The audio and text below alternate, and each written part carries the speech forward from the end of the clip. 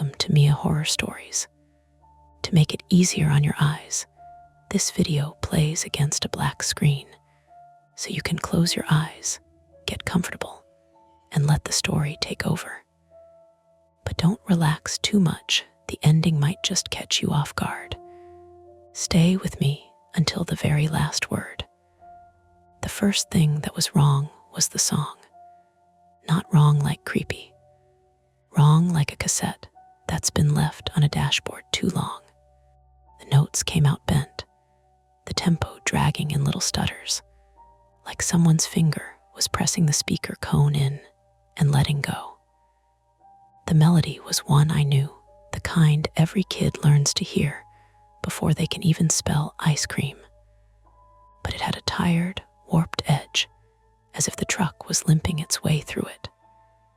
I stood by my kitchen sink with a wet plate in my hands, listening.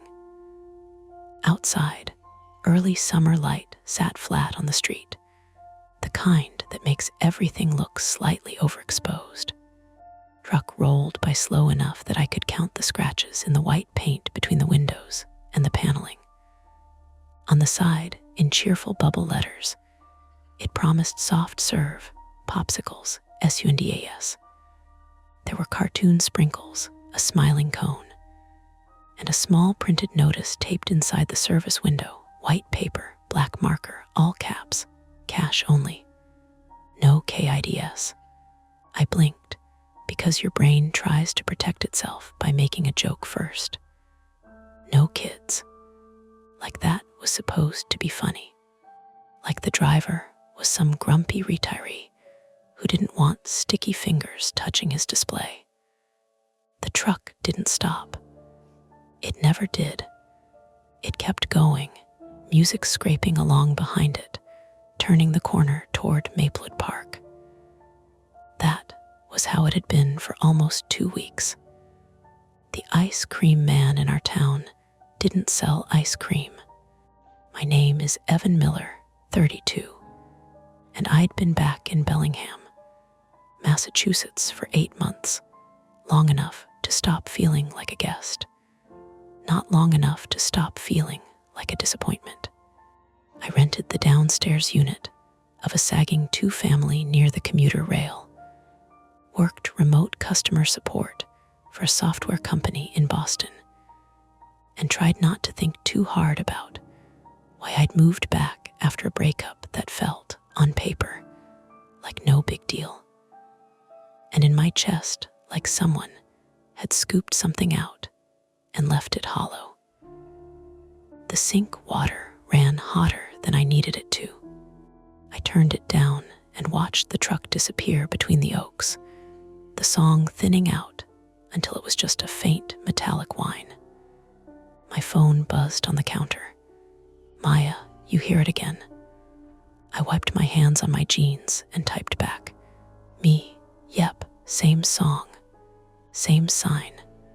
3 dots appeared, disappeared, appeared again. Then, Maya, I'm walking scout. Meet you at the curb. I didn't answer right away. I stared at the wet plate, at the small crack near the rim, and felt that familiar tightness behind my ribs, like I was about to do something small that could still go wrong. I'd always been like that. You'd think being the oldest kid in a family that treated "don't make a scene" like a religion would make you calm. It made me careful. Careful turns into cautious. Cautious turns into watching from the window while other people step off the curb. I set the plate in the rack. I grabbed my keys anyway. Outside, the neighborhood sounded like it was trying its best. A lawnmower somewhere. A dog barking twice and stopping. A car door thunking shut. The air had that warm pine and old mulch smell from yards that had been turned over recently. The sun was bright, but not sharp yet. Maya was at the edge of the sidewalk, with Scout's leash looped around her wrist. Scout, a scruffy black and white mutt with the energy of a caffeine addict, was already nosing at the curb like he was investigating a crime scene. Maya looked up when I approached and lifted her chin in a quick greeting, the way she did when she didn't want to be perceived as overly emotional about anything. Her hair was twisted up in a messy knot. She had a travel mug in one hand, dog bags tucked under her arm, and the kind of tiredness in her eyes that came from working too many shifts and still answering emails you weren't paid to answer. Maya Patel, 29, female, my upstairs neighbor, had moved in around the same time I'd come back. We'd become friends in the way adults do when they share walls. You recognize each other's footsteps, and you end up knowing more than you planned. "You heard it," she said, as if the truck was an opinion and not a fact. "Yeah," I nodded toward the corner. It went toward the park. Scout tugged, wanting to move. Maya let him, and we started walking. We didn't say ice cream truck right away. That's how you know something is odd in a grown-up neighborhood, how careful you become with naming it, like saying it out loud gives it weight. We did the usual first. Scout had eaten something questionable out of the mulch bed again. The landlord still hadn't fixed the hallway light. Maya's manager had called her on her day off. And then, without much transition, she said, "I saw it yesterday by St. Bridget S." "That's a long loop," I said. It didn't stop. Not once. She took a sip from her mug and made a face like the coffee was too bitter, but she drank anyway. And the window was open. The service window. Yeah, like they wanted you to look. Scout stopped to sniff the base of a mailbox, tail wagging lazily, and Maya waited with an exaggerated patience that made me think she'd had more practice waiting than she liked. "I told my sister," she went on. "She said it's probably some guy using the truck for deliveries or something, like ice cream truck aesthetic for a moving company." "Deliveries to where?" I asked, then immediately felt stupid, like I'd stepped into a conversation that had already been happening. Maya glanced at me. "Exactly." We turned onto Maplewood Street. The sidewalks here were cracked and patched. Someone had a kiddie pool set up in their front yard, empty at the moment, folded limp like a blue skin. A bicycle lay on its side near a driveway, sun reflecting off the spokes. "You think no kids is legal?" I asked. Maya's laugh was short and humorless. "I don't think it's regulated by the Ice Cream Truck Authority, Evan. I'm serious." "I know you are," she softened a little. "That's why I asked you to come." I didn't like how that landed, like she'd picked me because I was cautious and she wanted a witness. Or because she wanted someone else to be the one who decided whether a thing was worth involving someone official. I'm not, I started. Maya raised a hand. "No, I'm not making you the hero of this. I just don't want to feel insane by myself." We reached the park entrance. Maplewood Park wasn't big, just a rectangle of grass, a playground that had seen better paint jobs, a basketball court with a sagging net, and a walking path that looped around a patch of trees. In the middle sat a gazebo that always looked like it belonged in a town brochure nobody read. The ice cream song was gone now, but the air still held the faintest residue of it, more imagined than heard, like tinnitus after a concert. We walked along the path. Scout's nails clicked against the asphalt, and every few seconds he pulled toward the trees. Maya's phone chimed. She glanced down, frowned, and shoved it back in her pocket. "You okay?" I asked. "Work," she said, then quieter. "My mom keeps sending me those neighborhood app posts. You know, suspicious fan stuff. Half of it is just racism with spell check." I nodded, because that was true, and also because it was easier than saying the other true thing. that apps had trained us to believe danger came with a caption and a blurry screenshot, and that if something didn't fit the template, it couldn't be real. We rounded the bend near the trees. The truck was there. It was parked just off the path, half on the grass, nose angled toward the woods like it had been in a hurry, and then changed its mind. The music wasn't playing now. Without it, the truck looked more worn, more like a vehicle someone had driven hard and stopped maintaining. The paint was dingy. The cartoon sprinkles had faded into something like bruises. The service window was open. No one stood at it. Scout let out a low, uncertain woof and stopped pulling. Maya tightened her grip on the leash. We slowed, both of us doing that thing where you pretend you're not approaching something. You're just continuing your walk. Maybe he's in the bathroom, I said. Maybe, Maya replied, but her eyes had narrowed, focused on details on the taped sign, on the way the curtain inside the window was pulled aside just enough to show darkness. A new smell reached us as we got closer. Not rotten, not chemical, something warm and plastic, like the inside of a car that's been sitting in the sun with fast food trash in it. Under that, something faintly sweet, which made my stomach turn more than a bad smell would have. Sweet shouldn't be there. Maya stopped a few steps back from the truck. Scout sat down, which was not his style. His ears were pricked forward. "You want to knock?" Maya asked. The question wasn't casual. It was a hand extended across a line. I looked at the open window, at the interior shadow, at the taped notice, cash only. No KIDS. Up close, I could see the marker strokes, the way someone had pressed hard, angry, or hurried.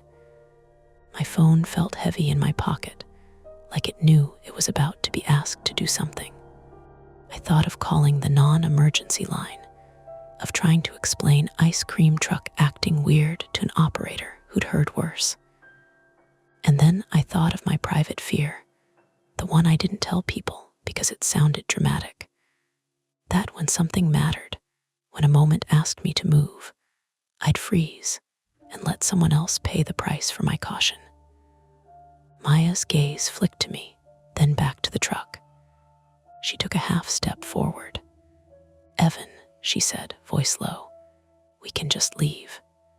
We can walk away and pretend we didn't see it." Scout's leash creaked slightly in her hand. The choice sat between us, plain and ordinary. Turn around, keep living our lives with a strange truck as a story, or do the small, impolite thing and announce ourselves to whatever was in there. I swallowed. "Or," I said, "we can knock, and if something feels off, we call." Maya nodded once, like she'd already decided, but needed permission to admit it. I lifted my hand, and then I paused, fingers hovering near the metal, listening for any sound inside that would make the decision for me. I knocked. Not hard, not soft either. 2 knuckles, metal panel, a sound that carried more than I expected in the quiet park. Nothing happened. I knocked again, louder this time, and felt stupid immediately, like I was interrupting someone who had every right to be annoyed. The truck smelled stronger up close. Warm plastic, old syrup, something faintly sour. The kind of smell that stuck to the back of your tongue. "Hello," I called, aiming for neutral. Friendly, but not inviting. Maya stayed a step behind me, Scout pressed against her leg. She hadn't let go of the leash. Her eyes tracked the open service window, the dark interior, the way the curtain inside shifted slightly with the breeze. "There's no music," she said quietly. Yesterday it kept playing even when it parked. I leaned closer to the window. The inside was dim, but not pitch black. I could make out a counter, a freezer chest with peeling decals, a stack of paper cups. No person, no movement. That's weird, I said, and immediately hated how weak it sounded. A sound came from inside the truck. Not a voice, not exactly. More like a shuffle, followed by a dull thud, like something had slid and hit the wall. Maya's hand tightened on Scout's leash. Did you hear that? Before I could answer, the passenger side door of the truck opened. A man stepped down onto the grass. He was older than I expected. Mid-50s, maybe. White, thinning gray hair plastered to his scalp with sweat. He wore a short-sleeved button-down that had once been light blue and now looked permanently damp. His forearms were mottled with sunspots and old scars. No smile, no scowl either, just a flat, assessing look, like he was inventorying us. "Can I help you?" he asked. His voice was normal. That was the worst part. A little raspy, like he'd yelled at a football game recently. "Sorry," Maya said quickly. We didn't mean to bother you. We just noticed your truck." The man glanced at Scout, then at the path behind us, then back to me. "I don't sell here," he said. I nodded, because that made sense in a way that made nothing better. "We figured, sorry, the sign." "Cash only," he said. "No kids." "Right," I said. Silence stretched. Somewhere, a basketball hit pavement and bounced again, steady and far away. Maya cleared her throat. "We just wanted to make sure everything was okay. You're parked kind of close to the woods." His eyes flicked toward the trees. "Engine's overheating." I pulled over. "Do you need help?" I asked, because that was the script, because you were supposed to offer. He shook his head. "No." Another thud from inside the truck, louder this time. Maya's gaze snapped to the service window. "Is someone with you?" The man didn't answer right away. His jaw worked, like he was chewing on something that wasn't there. "My nephew," he said finally. "He's fine." The words were fine. The way he said them was too quick, too practiced. Scout growled, low. I felt it more than heard it. "Hey," the man said sharply, eyes on the dog. "Control your animal." Maya pulled Scout back. "He's leashed." Still, I should have backed off then. Should have apologized again, retreated to the path. Let the whole thing calcify into a story you tell later. Instead, my phone vibrated in my pocket, and the interruption broke something loose in me. I pulled it out. A missed call, unknown number. Then another vibration, a text preview from the neighborhood group chat.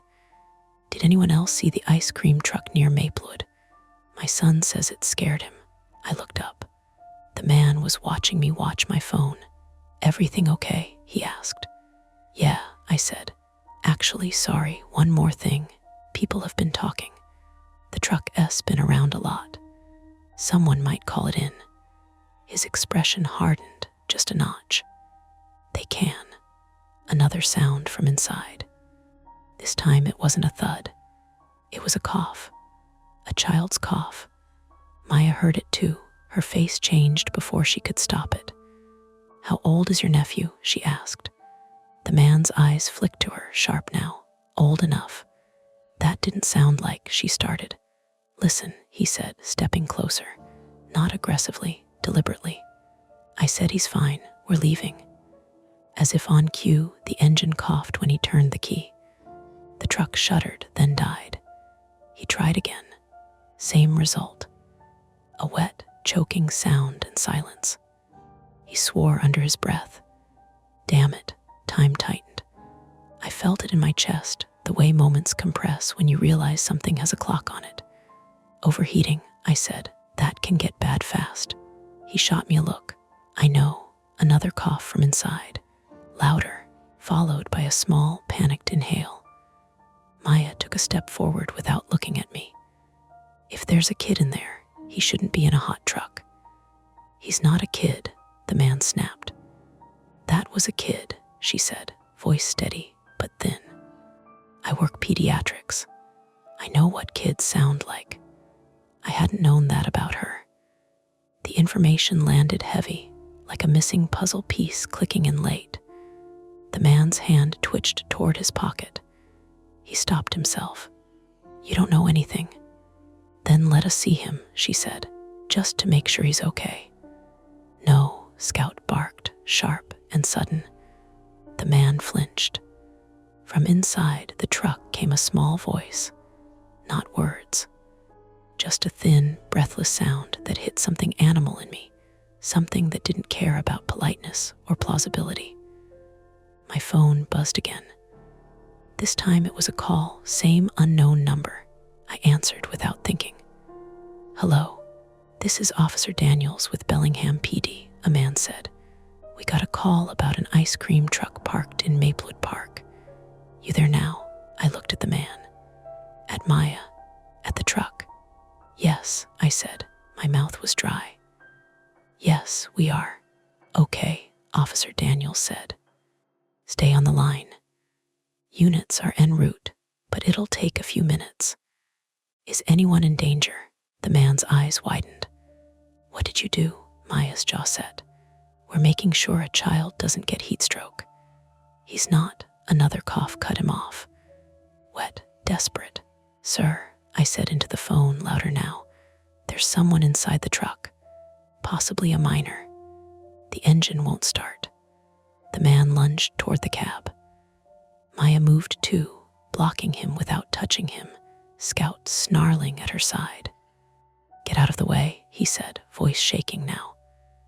"Open the door," she said. Now, the man hesitated. His eyes darted to the path, to the trees, to the open service window. Inside the truck, something banged against metal. A fist, a foot. Panic had weight. The man made a decision. He bolted, not toward the woods, toward the driver's side door, yanking it open, reaching inside for something, keys, maybe, or worse. Maya grabbed my arm. "Evan," I moved. I didn't think about freezing. I didn't think about consequences. I grabbed the edge of the service window and pulled hard. The metal groaned. The latch gave way with a shriek that echoed across the park.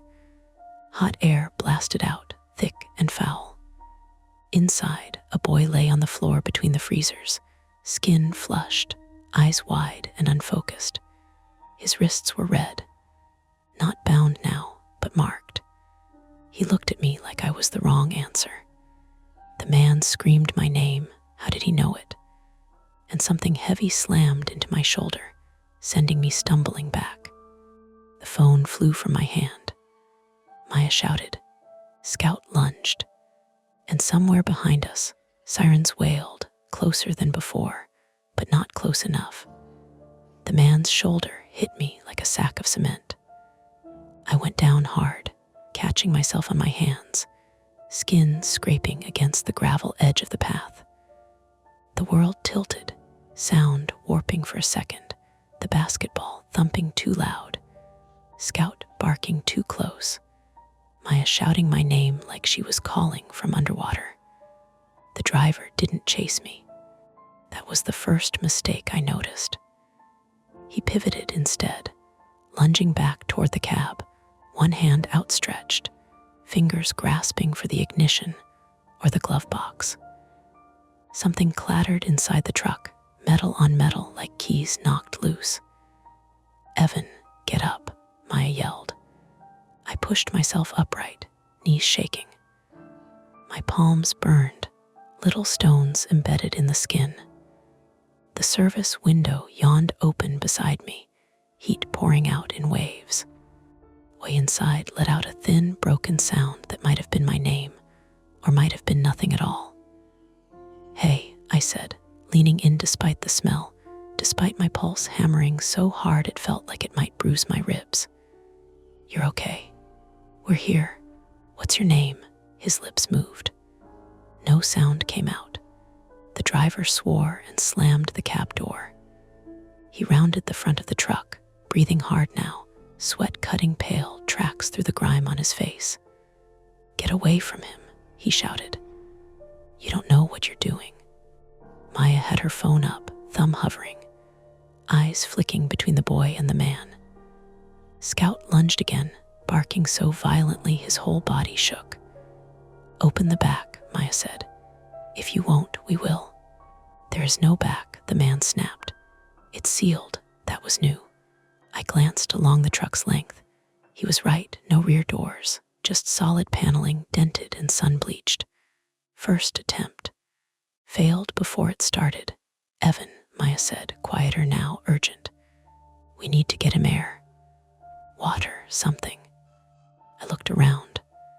The park suddenly felt too small, like the trees had crept closer. To our left, the basketball court. To our right, the tree line. Behind us, the path back to the playground and the street beyond. A jogger appeared on the far path, earbuds in, oblivious. Relief spiked and died just as fast. He was too far, and this wasn't something you yelled about casually. "I can climb in," I said, already moving. "You're not fitting through that," Maya shot back. "I can try." Ivor lunged again, this time grabbing my shirt. Fabric tore. I twisted, adrenaline doing the work my brain couldn't keep up with, and shoved him back. He stumbled, caught himself on the fender. "Sir," I yelled, "the cops are coming. You need to stop." "They don't understand," he said, voice cracking now. "None of you do." The boy coughed again, deeper this time. His head lolled to the side. I grabbed the edge of the service window and hauled myself up, ignoring the jagged metal biting into my forearms. Hot, so hot. The air inside felt used up, like breathing through cloth. I wriggled halfway in, ribs scraping, feet dangling outside. Second attempt, partial. I reached for the boy, fingers brushing his shoulder. His skin was burning. "Hey," I said again, closer now, softer. "Can you hear me?" His eyes flicked to mine. Focused, just barely. His mouth opened. He said, "Be quiet," he whispered. A noise behind me, a sharp crack, made my stomach drop. For a split second, my mind went somewhere dark and irreversible. Gunshot. Maya screamed. Scout went berserk, barking and lunging toward the sound. Then the basketball hit the pavement again. Hard, too hard, rolled away, bouncing against the fence with a hollow clang. A kid stood there, frozen, hands still raised from the throw, eyes wide. "Sorry," he yelled, voice cracking. "I didn't go," Maya screamed back. "Run." The kid didn't need telling twice. His direction left my hands shaking worse than before. "Evan," Maya shouted. "I can't hold him." The driver had recovered. He grabbed Maya's wrist, twisting. She cried out and dropped her phone. It skidded across the path and disappeared into the grass. I kicked backward blindly, my heel connecting with something soft and solid. The man grunted and released her, staggering back. I pulled myself the rest of the way into the truck. The inside was worse than I'd imagined. Not filthy, exactly, just wrong. Empty freezer bins. Melted ice cream residue hardened into sticky streaks. A cooler shoved against the wall, lid cracked open. Inside, water bottles, half empty, warm to the touch. I grabbed one and twisted the cap, pouring a little over the boy's lips. He sucked at it weakly. "That's it," I said, slow. From outside, Maya shouted, "Sir, sit down. Put your hands where I can see them." The driver laughed, a short, broken sound. "You think you're in charge?" A sharp metallic clink answered him. Stomach dropped again. "Maya," I yelled. "What is he doing?" "He's got something," she said, breathless. "I think spray, pepper spray." "Back up," the man yelled, "both of you." I heard the hiss before I saw the cloud, felt my eyes sting even from inside the truck. Maya screamed again, this time in pain. I dragged the boy toward the window, muscles screaming. He was heavier than he looked, dead weight and heat. "Maya," I yelled, "I need you." "I can't," she coughed, retching. "I can't see." Scout snarled, then yelped. and shouted something I couldn't make out. Footsteps retreated toward the trees. I heaved the boy up, wedging him awkwardly through the window. Maya grabbed his arm blindly, pulling, coughing, eyes streaming. We got him out, barely. The boy collapsed onto the grass, chest heaving. I tumbled after him, landing hard on my side. Sirens wailed again, closer now, much closer. I pushed myself up, wiping my burning eyes. The driver, he ran, Maya said hoarsely, pointing toward the tree line. Into the woods. Scout strained toward the trees, leash dragging behind him. In the chaos, Maya had dropped it. No, I said, heart slamming. Scout, the dog bolted. Maya turned, panic cutting through the pain. Scout, Scout, come back. The trees swallowed him almost instantly. From the woods came a crashing sound, branches snapping, leaves shaking. Then another sound, lower, human, pained. And then silence. The boy on the ground let out a small whimper. I knelt beside him, hands shaking, unsure where to touch, afraid of doing more harm. Sirens screamed now, right at the edge of the park. But Scout was gone. The driver was gone. And whatever waited in those woods had just taken something we couldn't afford to lose. The woods behind Maplewood Park weren't deep, but they were dense in a way that mattered. Old growth mixed with scrub, thorns grabbing at your clothes, uneven ground hidden under leaves. Sound didn't travel cleanly in there. It broke apart, bounced, came back wrong. Scout, Maya shouted again, voice raw. Her eyes were red and swollen from the spray, tears still cutting tracks down her cheeks. She swayed when she turned too fast. Sirens stopped at the park entrance. Doors slammed. Voices. Orders. The professional kind of chaos we'd been waiting for. I looked down at the boy. He lay on his side now, breathing fast but steadier, chest rising and falling. His lips were wet from the water. A paramedic knelt beside him, fingers at his neck, murmuring reassurances. I should have stayed. I didn't. I'm going after him, I said. Maya grabbed my wrist. Her grip was weak, shaking. Evan, the police. There with the kid, I said. Scout S out there. Her mouth opened, then closed. This was the part where she'd normally argue, list reasons, bring me back from the edge. Instead, she nodded once.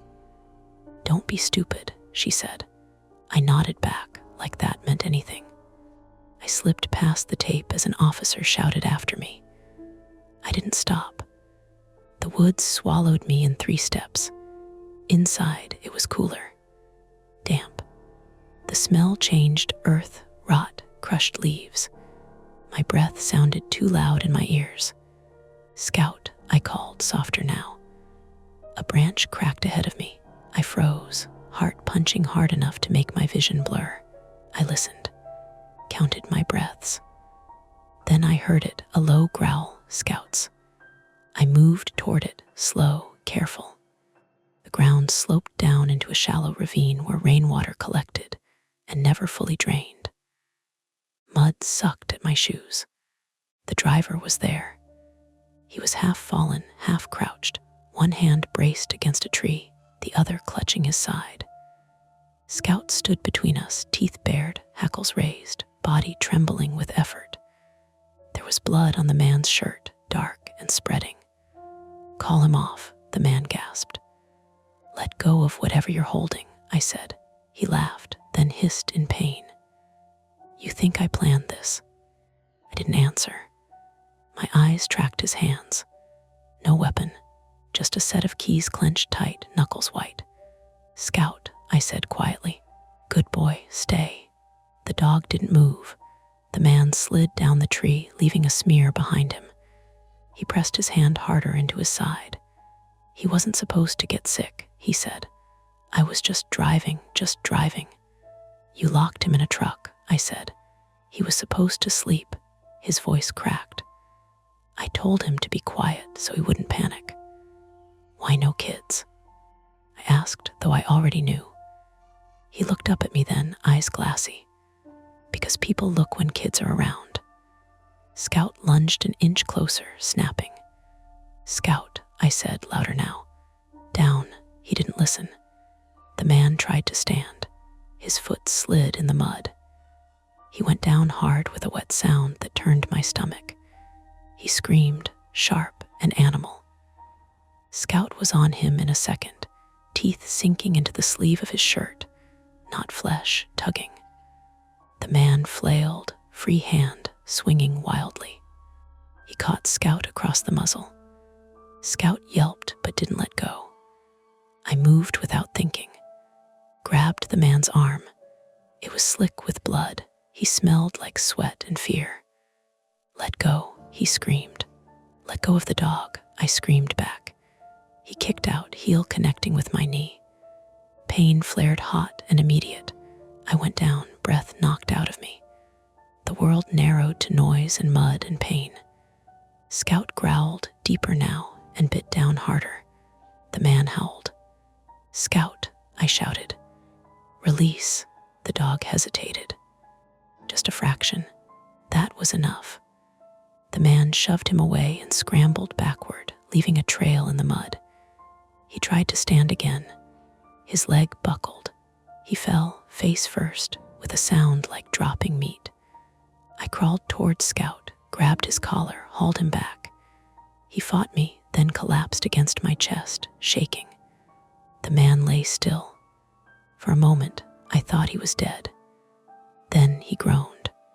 Footsteps crashed through the brush. Flashlights cut through the green gloom. An officer slid down the ravine, boots skidding, gun raised but not pointed. Hands, he shouted. Hands where I can see them. I let go of Scout and raised mine. My knee screamed when I shifted weight. The driver lifted one hand weakly. Blood smeared the leaves. More officers arrived. One cuffed him carefully, murmuring into a radio. Another knelt by me, checking my knee, my hands. You're hurt, she said. I'm fine, I lied. They led the man away on a stretcher. He stared at me as they passed, something like confusion on his face, like he hadn't expected the end to look like this. Scout leaned against my leg, whining softly. When we emerged from the woods, the park looked wrong. Too open, too normal. Police lights painted everything red and blue. Neighbors clustered behind tape, phones out, faces hungry. Maya pushed through them and ran to me. She hugged me hard, then pulled back and slapped my shoulder. You idiot, she said, voice breaking. You absolute, I know, I said. She looked down at Scout, crouched and hugged him too, burying her face in his fur. He licked her cheek. An ambulance door slammed. The boy was wheeled past us, oxygen mask on his face, eyes closed. A paramedic caught my gaze and nodded once. Alive, for now. My knee buckled when the adrenaline finally let go. I went down hard again, this time with help. As they loaded me onto a gurney, I heard someone say the driver's name.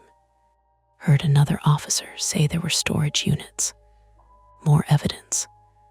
The ice cream truck sat abandoned at the edge of the park, service window torn open, song silent. I closed my eyes. The warped melody played anyway.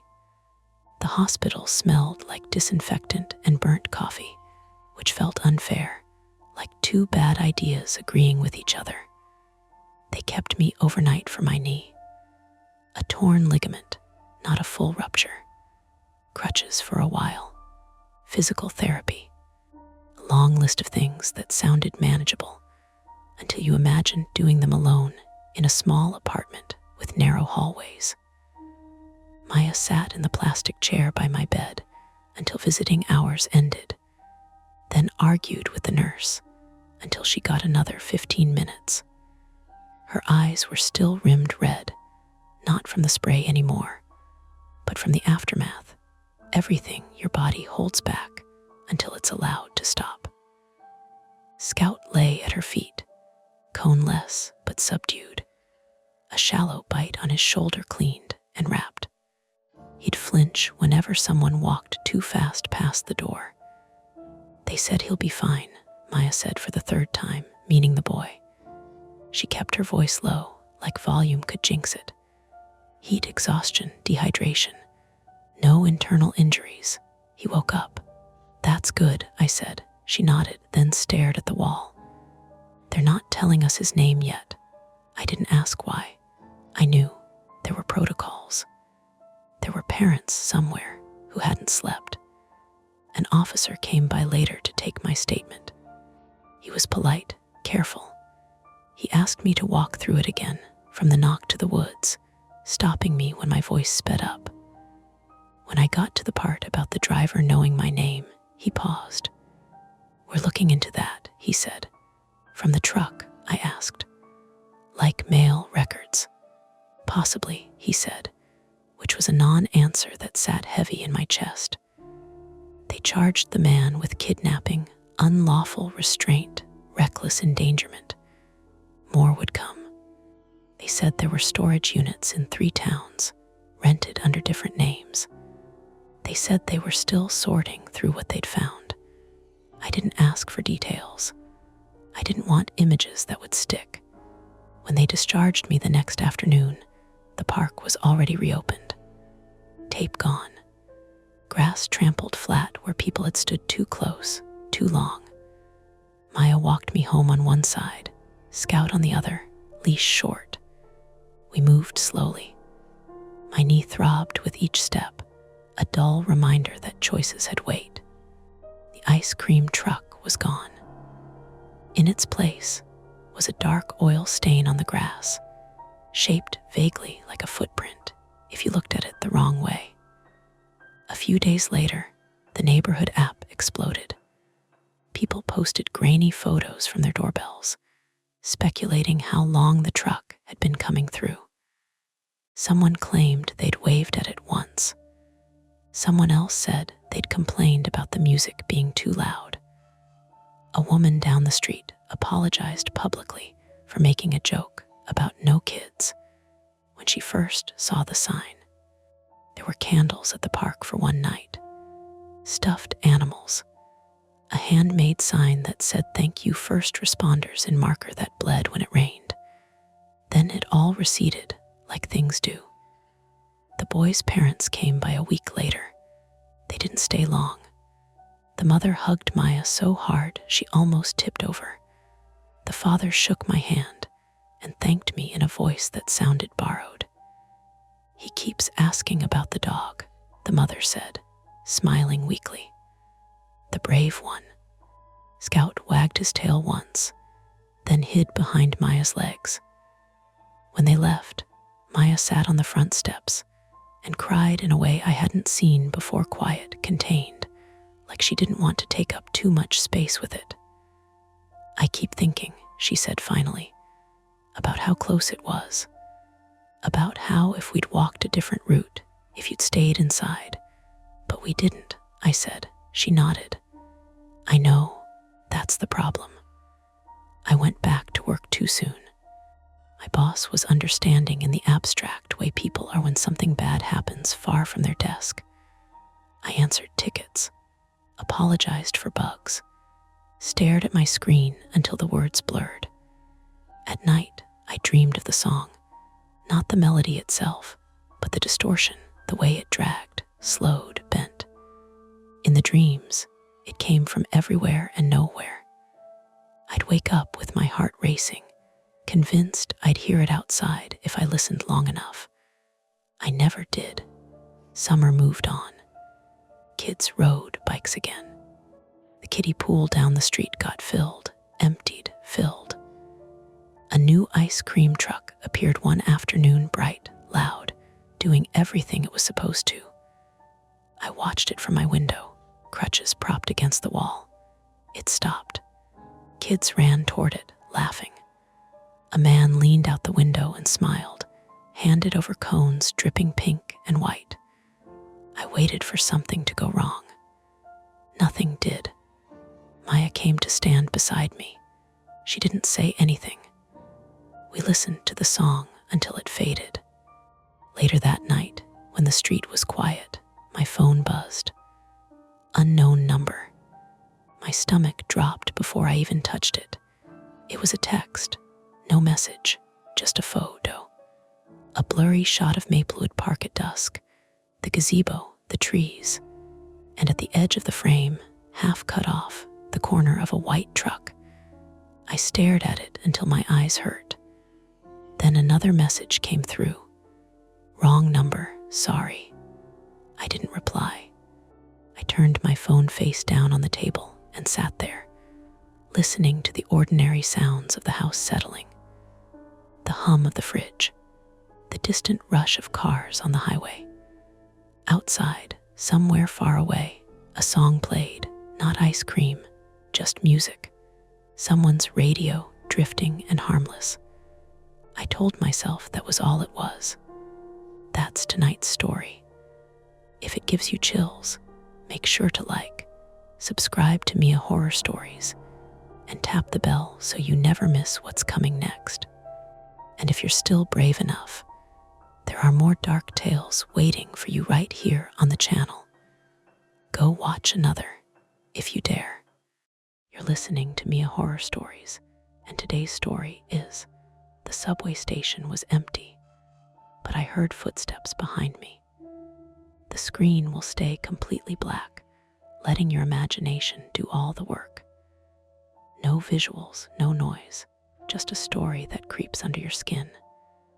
Don't skip a second, because every detail builds to the chilling end you won't want to miss. The first thing I noticed was the clock. Not the time, just that it was wrong in a very specific way. Above the platform, mounted to a steel beam, the digital display said 00, 00 in harsh red numbers like a microwave that had lost power. Under it, the little service screen that usually scrolled delays and station notices was blank, a dull gray glow with no text. It wasn't dramatic. It was just lazy wrong. The kind of wrong you could explain away with a maintenance reboot or a busted feed. Still, it made my steps slow, because I knew this station. I'd stared at those screens through enough late nights to know what normal looked like, even at the edges. Normal was a low hum of fluorescent lights, the salt and pennies smell of old concrete, and at least one person in the distance, someone you could pretend not to see while you kept half an eye on them anyway. This was not that. The mezzanine was empty, the turnstiles blinking green for no one. A single MetroCard vending machine hummed like it had a sore throat. Somewhere above, a fan motor clicked in a tired rhythm, then caught, then clicked again. I heard my own breathing too clearly, the way you do when you realize you're alone and you didn't plan to be. A sound echoed from deeper in the station, a soft scuff like rubber on grit, footsteps, not close, not rushing, just present, making time. I stopped near the column with the black and white tile sign, my fingers tightening around the strap of my tote. The steps stopped too. That's what got me. Not the steps people walk. It was the timing. Like whoever it was had stopped because I had, and the air between us had stretched to measure that decision. I turned my head without turning my body. That old habit. Don't advertise you're spooked. Don't square up. Don't look like prey. At the top of the stairs, where the street-level door should have been, there was nothing but dimness and the faint glint of the metal handrail. No silhouette, no face, no late commuter juggling a bag and a phone. Just the empty rectangle of stairwell and the drifting smell of damp wool and something fried, old oil from the takeout place upstairs that always clung to the station, even after midnight. Hello. My voice came out thinner than I wanted. No answer. The clicky fan overhead continued its uneven cycle. I made myself move again. One step, then another, down toward the platform. My boots made a sound that was too loud on the stairs, the kind of sound that says, "I'm here, I'm here, I'm here." Halfway down, I glanced up at the street-level door, expecting it to swing open and deliver a perfectly normal person with a perfectly normal reason for being behind me. It didn't. The platform was lit, but not warmly. The fluorescent tubes flickered at the far end, a stutter of light that turned the tiled wall into a sequence of quick photos. The tracks below were black, as if the tunnel had swallowed all reflection. I pulled my phone out, thumbed the screen awake. 1:17 a.m. LTE had 2 bars. My group chat with my brother was still open from earlier, a string of his memes and my eye roll replies. I clicked over to the transit app, a spinning wheel, loading service status over and over. Of course, I muttered, like it had personally betrayed me. My name is Evan Mercer, and I'm the kind of person who likes explanations in advance. I'm 32, a civil engineer by training, which mostly means I'm professionally irritated by surprises. I'd stayed late at the office in Lower Manhattan because my boss had asked for a revised drainage plan first thing. And I told myself I'd handle it because I always handle things, right up until I don't. The private truth, the one I don't say out loud, is that I hate not knowing what's behind me. It's not a dramatic fear. No childhood ghost story. It's a flaw, really, the way my attention hooks on anything that could become a problem and doesn't let go. It's exhausting. It's also the reason I still have a job. A gust of air came up the tunnel, cool and metallic, carrying the faintest oily tang. For a second, I thought I heard something again, footsteps on the stairs, maybe, then realized it was just the flutter of a paper cup rolling along the platform. I exhaled slowly. At the far end near the bench, someone sat with a hood up, shoulders rounded, motionless. Relief and annoyance hit me at the same time. There you are. Normal someone. I walked a little faster, not toward them exactly, but toward the middle of the platform, where the camera domes were more obvious, and the emergency call box was mounted to a column.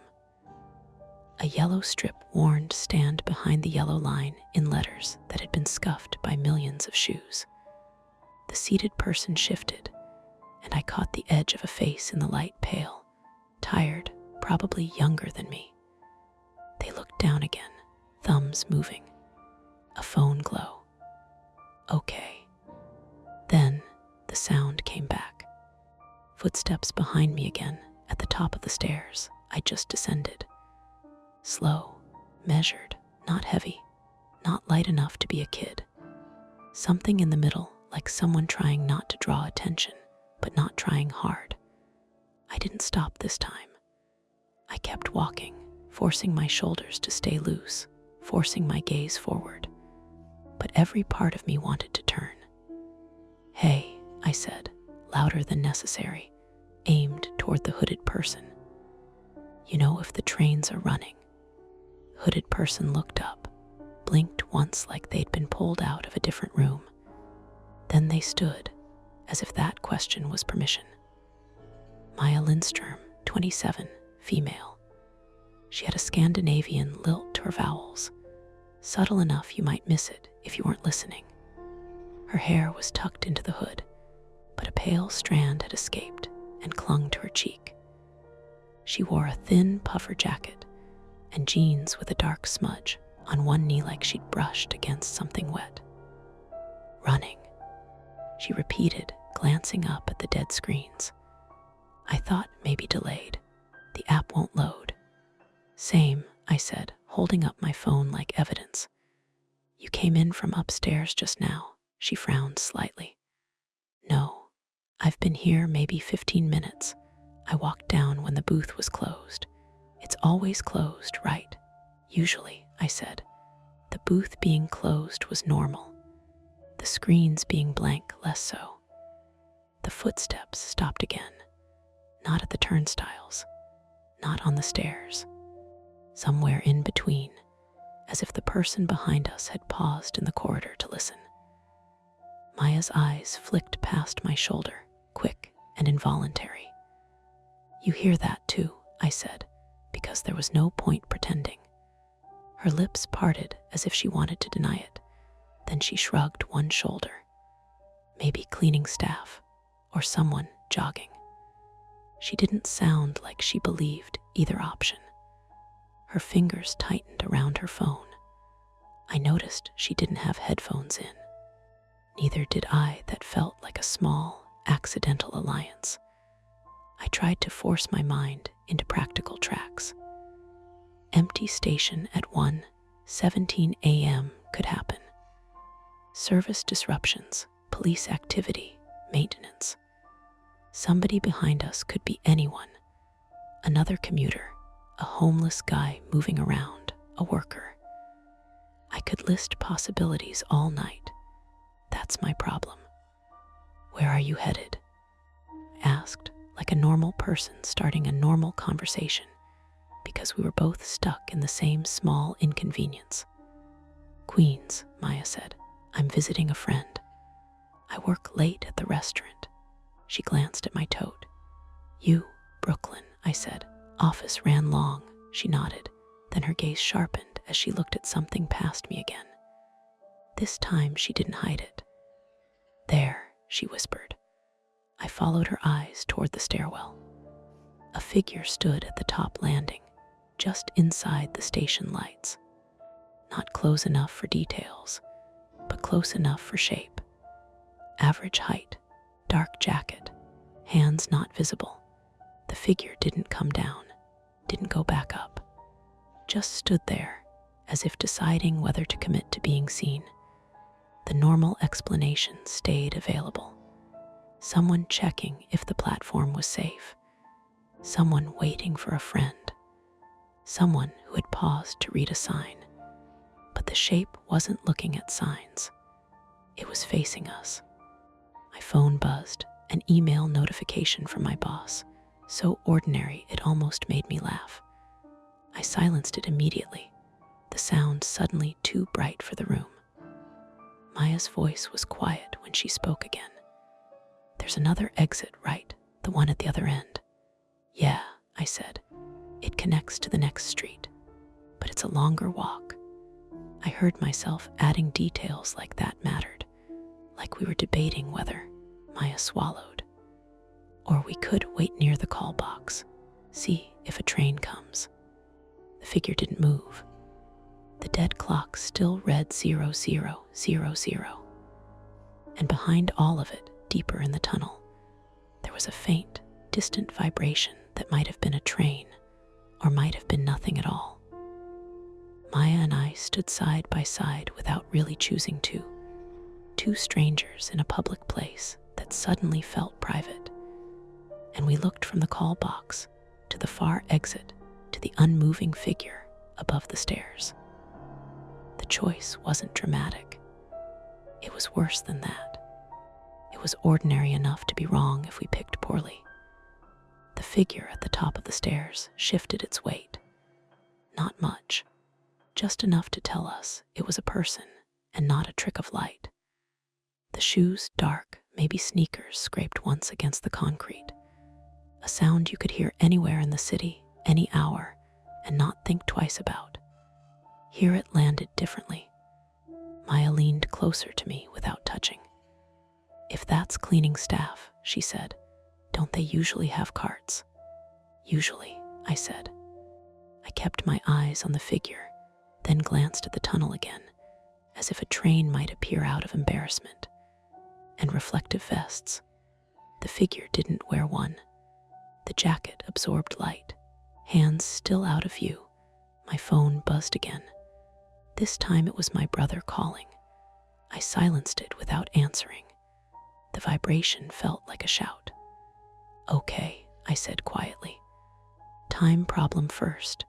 If trains aren't coming, we shouldn't stand around guessing." Maya nodded. "The call box." "Yeah." Moved together, slow and deliberate, toward the yellow call box bolted to the column. I noticed the dome camera above it, a little cloudy with dust, its black eye aimed down the platform. The fluorescent lights flickered harder here, stuttering twice before settling. The hum in my ears grew louder, or maybe I was just listening harder. I pressed the call button. Nothing. No chime. No crackle of a voice asking for my emergency. Just the same dead air as the screens above.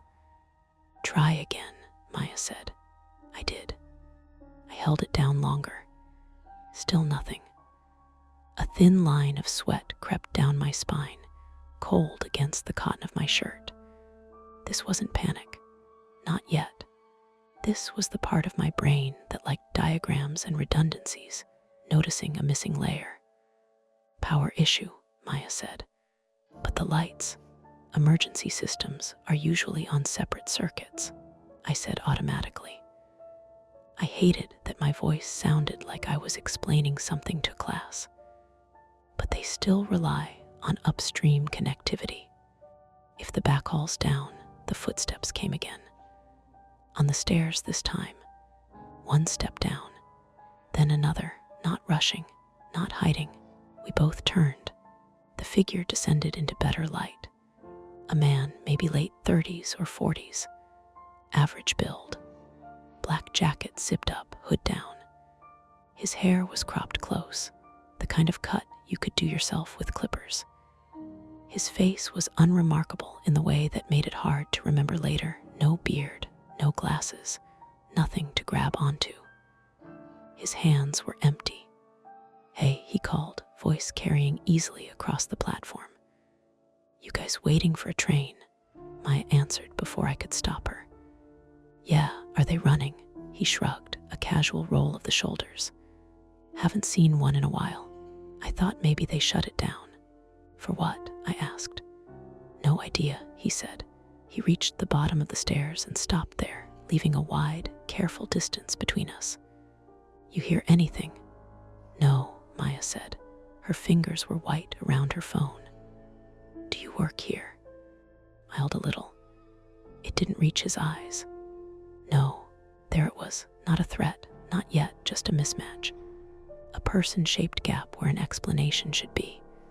Behind us, something metallic clanged softly from the tunnel like a tool dropped and caught by a string. The vibration followed, faint but steady, closer now. Train. It had to be. Maya's shoulders sagged with relief. "That's a train," she said. I wasn't so sure. The sound was too even, too patient. The man glanced toward the tunnel, then back to us.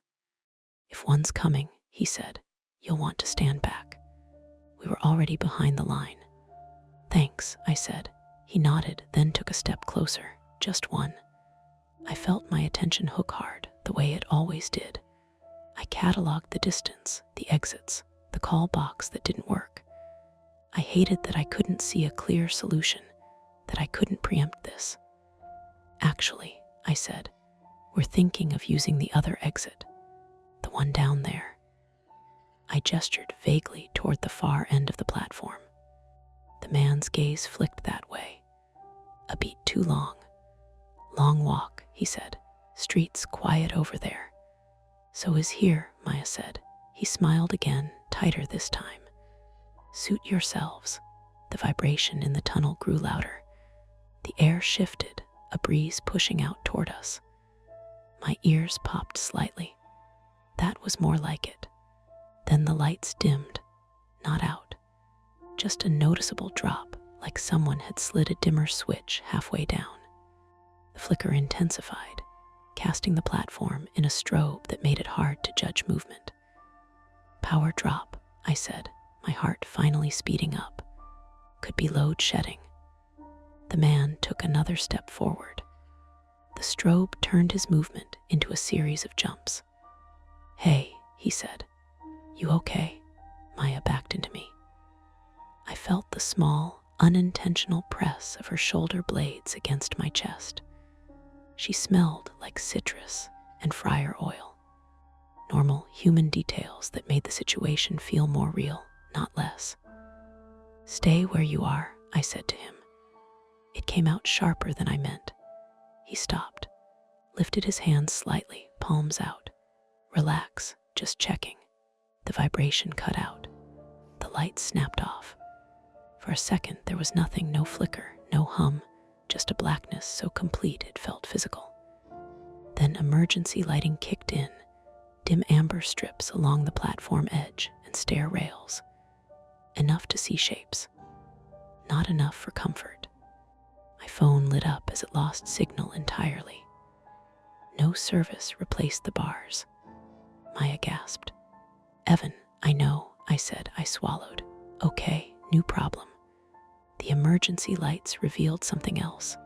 The far end of the platform was partially blocked. A maintenance gate had slid halfway closed, its chain dangling loose, swaying slightly from the sudden change in air pressure. The man was closer now. Not by much, but closer. "Looks like we're all stuck," he said. The call box remained dead. The camera dome didn't move. I made a decision I'd been avoiding. "We're going to the other exit," I said to Maya, louder so he could hear. "Now," she nodded immediately. We started walking, faster now, toward the far end. The amber lights cast long shadows that stretched and snapped as we moved. Behind us, footsteps followed, matching our pace. "Hey," the man called. "No need to panic." I didn't answer. I focused on the gate, on the chain, on the fact that the exit beyond it was technically public space, but currently obstructed. As we reached the gate, I saw the problem. The chain had been looped through itself and clipped, not locked, but tangled tight. Someone would have to stand still and work it free. "I can do it," I said, already reaching. Maya shook her head. "No, he's right there." Footsteps behind us accelerated, not running. Closing. "Evan," she whispered. "Choose." Behind us, the man cleared his throat, close enough now that I could hear the wet click of his tongue. "Don't make this weird," he said. The amber lights flickered again, and from somewhere above, far beyond the closed street door, a siren wailed briefly and cut off. I had to decide who would stand still. I dropped to a knee at the gate and grabbed the chain. The links were greasy, colder than I expected, leaving a dark smear on my palm. Whoever had looped it hadn't used a lock, just fed the loose end back through and clipped it to itself, creating a tight knot of metal that resisted anything but patience. I tugged once, harder than I should have. The chain didn't move. Behind us, the man took another step. "Don't," Maya said. Her voice was low but urgent. She stood half-turned, eyes locked on him, body angled to block if she had to. It wasn't brave in a cinematic way. It was practical, the way you stand when you know running isn't an option yet. "I need 10 seconds, I said. I didn't know if that was true. The amber lights buzzed overhead, casting the maintenance gate's shadow across the platform like prison bars. Beyond the gate, I could see the corridor to the alternate exit, narrower than I remembered, sloping upward, tiled walls stained with rust halos around old bolts. A long walk, like the man had said. Quiet. "Hey," the man said again, closer now. "You're going to hurt yourself doing that." I ignored him and focused on the chain. If I could rotate the clip, feed slack back through, it would loosen. My hands shook enough that I had to clamp my teeth together to stop them chattering. Footsteps accelerated behind us. Maya took a step back, misjudged the edge, and her heel slipped on something slick. She windmilled, caught herself on the gate with a sharp metallic rattle. The sound echoed down the platform, multiplied by the bare walls. For half a second, it sounded like someone else running. The man froze.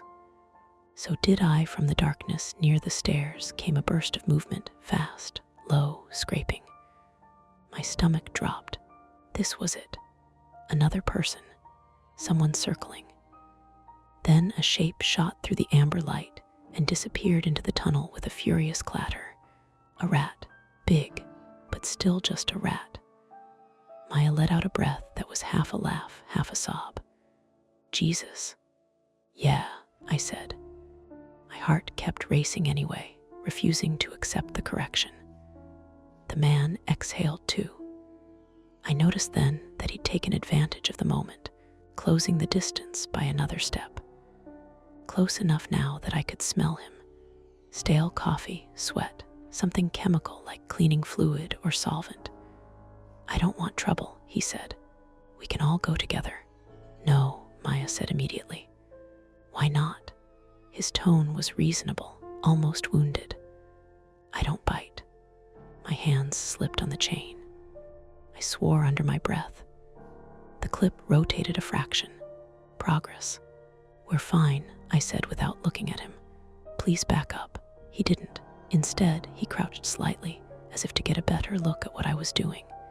His eyes flicked from my hands to Maya's face, assessing.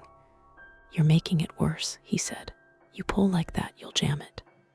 That hit me harder than it should have, because he was right. Because I knew he was right. Evan, Maya said, sharper now. Leave it. I almost have it, I said. Was the flaw talking? The need to finish, to fix, to not abandon a problem half solved. The chain bit into my skin as I tried a different angle. The clip finally loosened enough to slide. The gate shuddered, opening maybe 6 inches more. Okay, I said. Okay, go. Maya slipped through sideways, backpack scraping tile. I followed, forcing the gate wider with my shoulder. The metal groaned in protest. For a terrifying second, it caught on my tote strap, pinning me half in, half out. The man lunged. Not fast enough to grab me, but fast enough to make the choice for me. I ripped the strap free, felt fabric tear, and tumbled into the corridor. The gate snapped back, the chain swinging violently, then settling into a narrower opening than before.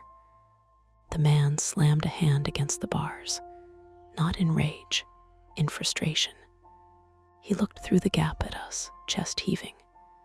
You didn't have to do that, he said. You made it worse. Maya backed away, pulling me with her. The corridor amplified every sound, our breath, our shoes on tile, the distant hum of emergency systems struggling somewhere deeper in the station. Behind us, the man tested the gate. Once, twice. The metal rang each time. He's going to get through, Maya said. I know, I said. We moved uphill, the corridor curving gently to the left.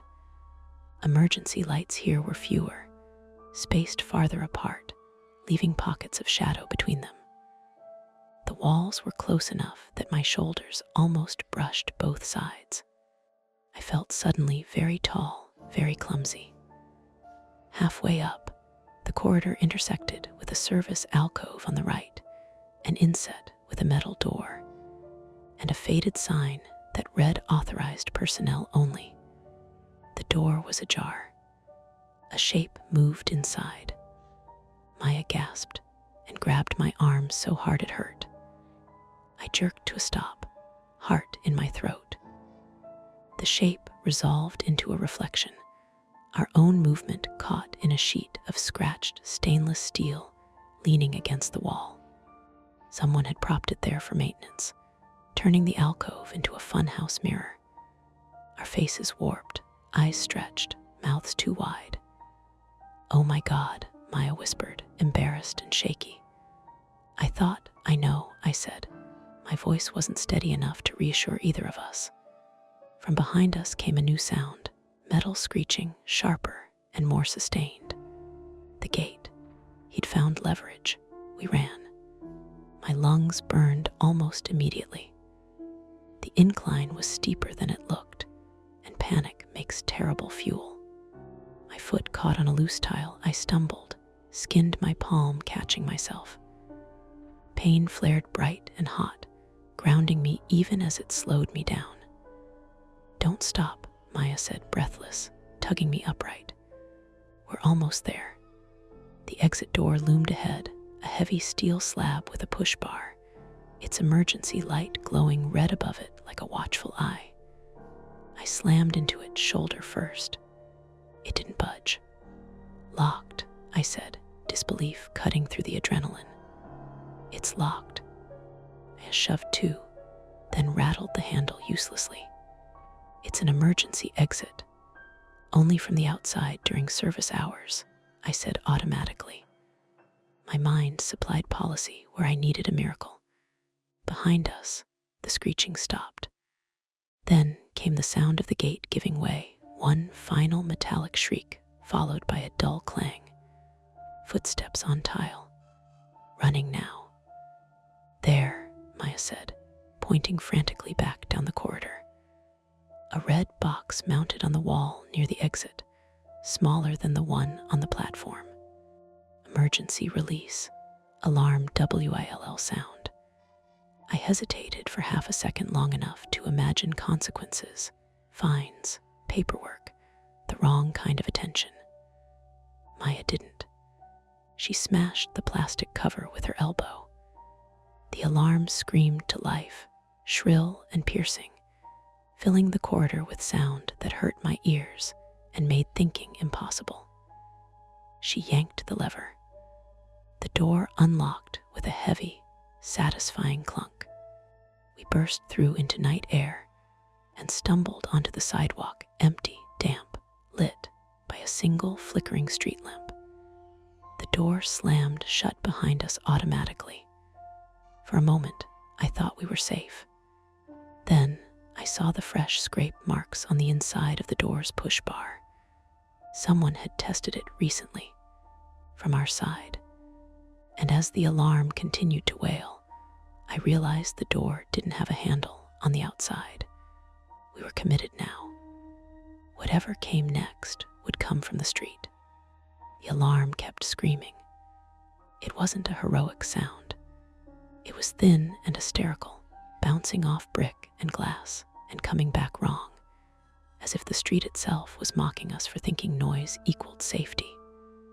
Maya staggered away from the door, hands clamped over her ears. I turned in a slow circle, trying to orient myself. The street was a short block, maybe 60 meters, dead-ending at a chain-link fence on one side and opening onto a wider avenue on the other. No cars, no pedestrians, just shuttered storefronts and a bus stop with a cracked plexiglass panel rattling faintly in the breeze. The emergency door behind us shuddered once. Then again, heavy impact, someone throwing their weight into it from inside. "He's coming through," Maya said, not panicked, just stating whether. "Door steel," I said, though my voice didn't sound convinced. I remembered the scrape marks, remembered that someone had tested this from our side before. "It'll hold for a bit." Another slam. Harder. The alarm warbled, strained. We had seconds, maybe a minute. "Down the block," I said, "toward the avenue." We ran, or tried to. My legs felt rubbery, coordination shot. My skinned palm burned every time my fingers flexed. The tote banged uselessly against my hip. I let it slide off my shoulder and drop. Papers spilled, white against wet asphalt. Behind us, metal shrieked. Not the door breaking, something else. The sound of a latch failing. Maya swore under her breath. He got it open. I risked a glance back. The emergency door was ajar now, held by one bent hinge. The alarm still blared, but unevenly, as if the speaker had taken a hit. A dark shape squeezed through, shoulder first, then the rest of him. The man straightened on the sidewalk, eyes already locked on us. He moved faster outside, longer strides, no hesitation. "Hey," he shouted. "Stop." We didn't. The avenue was closer than it looked, but not close enough. My lungs were on fire, breaths tearing in and out. I could hear Maya's breathing too, ragged and sharp. I focused on her backpack, the rhythmic bounce of it, like a metronome keeping us upright. A car engine turned over somewhere to our left. Hope flared, then died, as headlights swept briefly across a perpendicular street and disappeared. The man was gaining. "Split," Maya gasped. "No," I said immediately. The word came from someplace deeper than logic. "Stay together." Ahead, the bus stop loomed. The cracked plexiglass panel reflected the streetlight in broken lines. An idea sparked bad, but all I had. "Bus stop," I said. "When I say," she didn't ask. We veered at the last second. I grabbed the loose panel and yanked. It flexed, then popped free with a sharp crack, sending a spiderweb of fractures racing across it. I dragged it out of its frame and staggered backward, holding it between me and the oncoming man like a shield. He slowed, surprised. The panel was lighter than it looked, edges jagged where it had broken free. My injured hand screamed as I adjusted my grip, slick with sweat and blood. "Put it down," he said, breathless now too. Up close, I could see the strain around his eyes, the twitch at the corner of his mouth. This wasn't a monster. This was a man running on something sharp and ugly inside him. "You're making this worse." "You broke the gate," Maya said. Her voice shook, but she held her ground beside me, hands clenched into fists. "You followed us." "I didn't touch you," he snapped. "I just wanted," he lunged. The plexiglass took the impact with a dull, hollow thud. It bowed inward, cracking further, but held long enough for me to shove back with everything I had. Pain lanced up my arm. The panel slipped when edge scraped my forearm, slicing skin. Maya screamed and did something I didn't expect. She stepped in and kicked. Not high, not flashy. A brutal, practical kick to his knee, angled just right. There was a wet pop I felt more than heard. The man went down hard, howling, hands scrabbling at the pavement. The sound tore at my nerves, raw, human, awful. We didn't stop to celebrate. "Run," I said, and this time we did. We hit the avenue in a burst of light and sound. Traffic here, sparse but real. A taxi idled at the corner. Driver slouched over his phone. I waved both arms like an idiot, shouting words that tangled in my throat. The driver looked up, startled. His eyes flicked past us, down the side street. Behind us, the man dragged himself upright, one leg refusing to straighten. He took 2 limping steps and then stopped, face twisted with pain and fury and something like regret. The taxi's door flew open. "What the hell?" the driver shouted. "Call the police," Maya yelled. He attacked us. Sirens bloomed in the distance, almost immediately, closer than I expected. The alarm from the subway exit was carrying farther than I thought. The man backed away, hands up now, retreating toward the shadowed side street. He disappeared between 2 parked delivery vans, just as red and blue lights washed over the avenue. I slumped against the bus stop pole, legs finally giving out. My hand throbbed in time with my heartbeat. Blood dripped onto the concrete, bright and undeniable. Maya slid down beside me, shaking. She laughed once, a short, broken sound, then covered her mouth with both hands. Police arrived fast after that. Questions. Radios crackling. An EMT wrapping my hand, clucking softly at the mess I'd made of it. Someone found my tote and returned it, papers smeared and useless. They caught the man 3 blocks away. The officer told us later, voice careful, that he'd been carrying a screwdriver tucked into his jacket pocket. No warrants, no clear story, just a lot of anger and a bad knee that would need surgery. When it was over, when statements were taken, and we were finally allowed to sit in the back of the taxi, doors closed, engine humming, I realized my hands wouldn't stop shaking. Maya noticed too. She reached over and squeezed my uninjured hand. Her grip was solid, grounding. "You did good," she said quietly. I stared out the window as the city slid back into place, ordinary and indifferent. I didn't want to stop, I admitted. Back there, with the chain. I almost did, she nodded. I know. The taxi pulled away. Behind us, somewhere underground, an alarm still wailed, echoing through tunnels that would remember us longer than we wanted. The hospital smelled like disinfectant and burned coffee. It was almost 3 in the morning, that hour where everything feels provisional, like the day hasn't decided whether to arrive yet. A nurse taped a clean bandage around my palm and told me to keep it dry for 48 hours, like this was a normal thing you could schedule around. I nodded and signed where she pointed, my signature a shaky mess. Maya sat across from me in the plastic chair, knees pulled up, jacket still on. She hadn't taken it off since the street. Her hands were wrapped around a paper cup she hadn't touched. The coffee inside had gone untouched long enough to grow a skin. "You should drink it," I said. She looked at the cup like it belonged to someone else. In a minute, a police officer came by with a clipboard and an apologetic face. We gave our statements again, this time slower, details lining up the way they do when your brain has had time to replay them too many times. He asked if we wanted to press charges.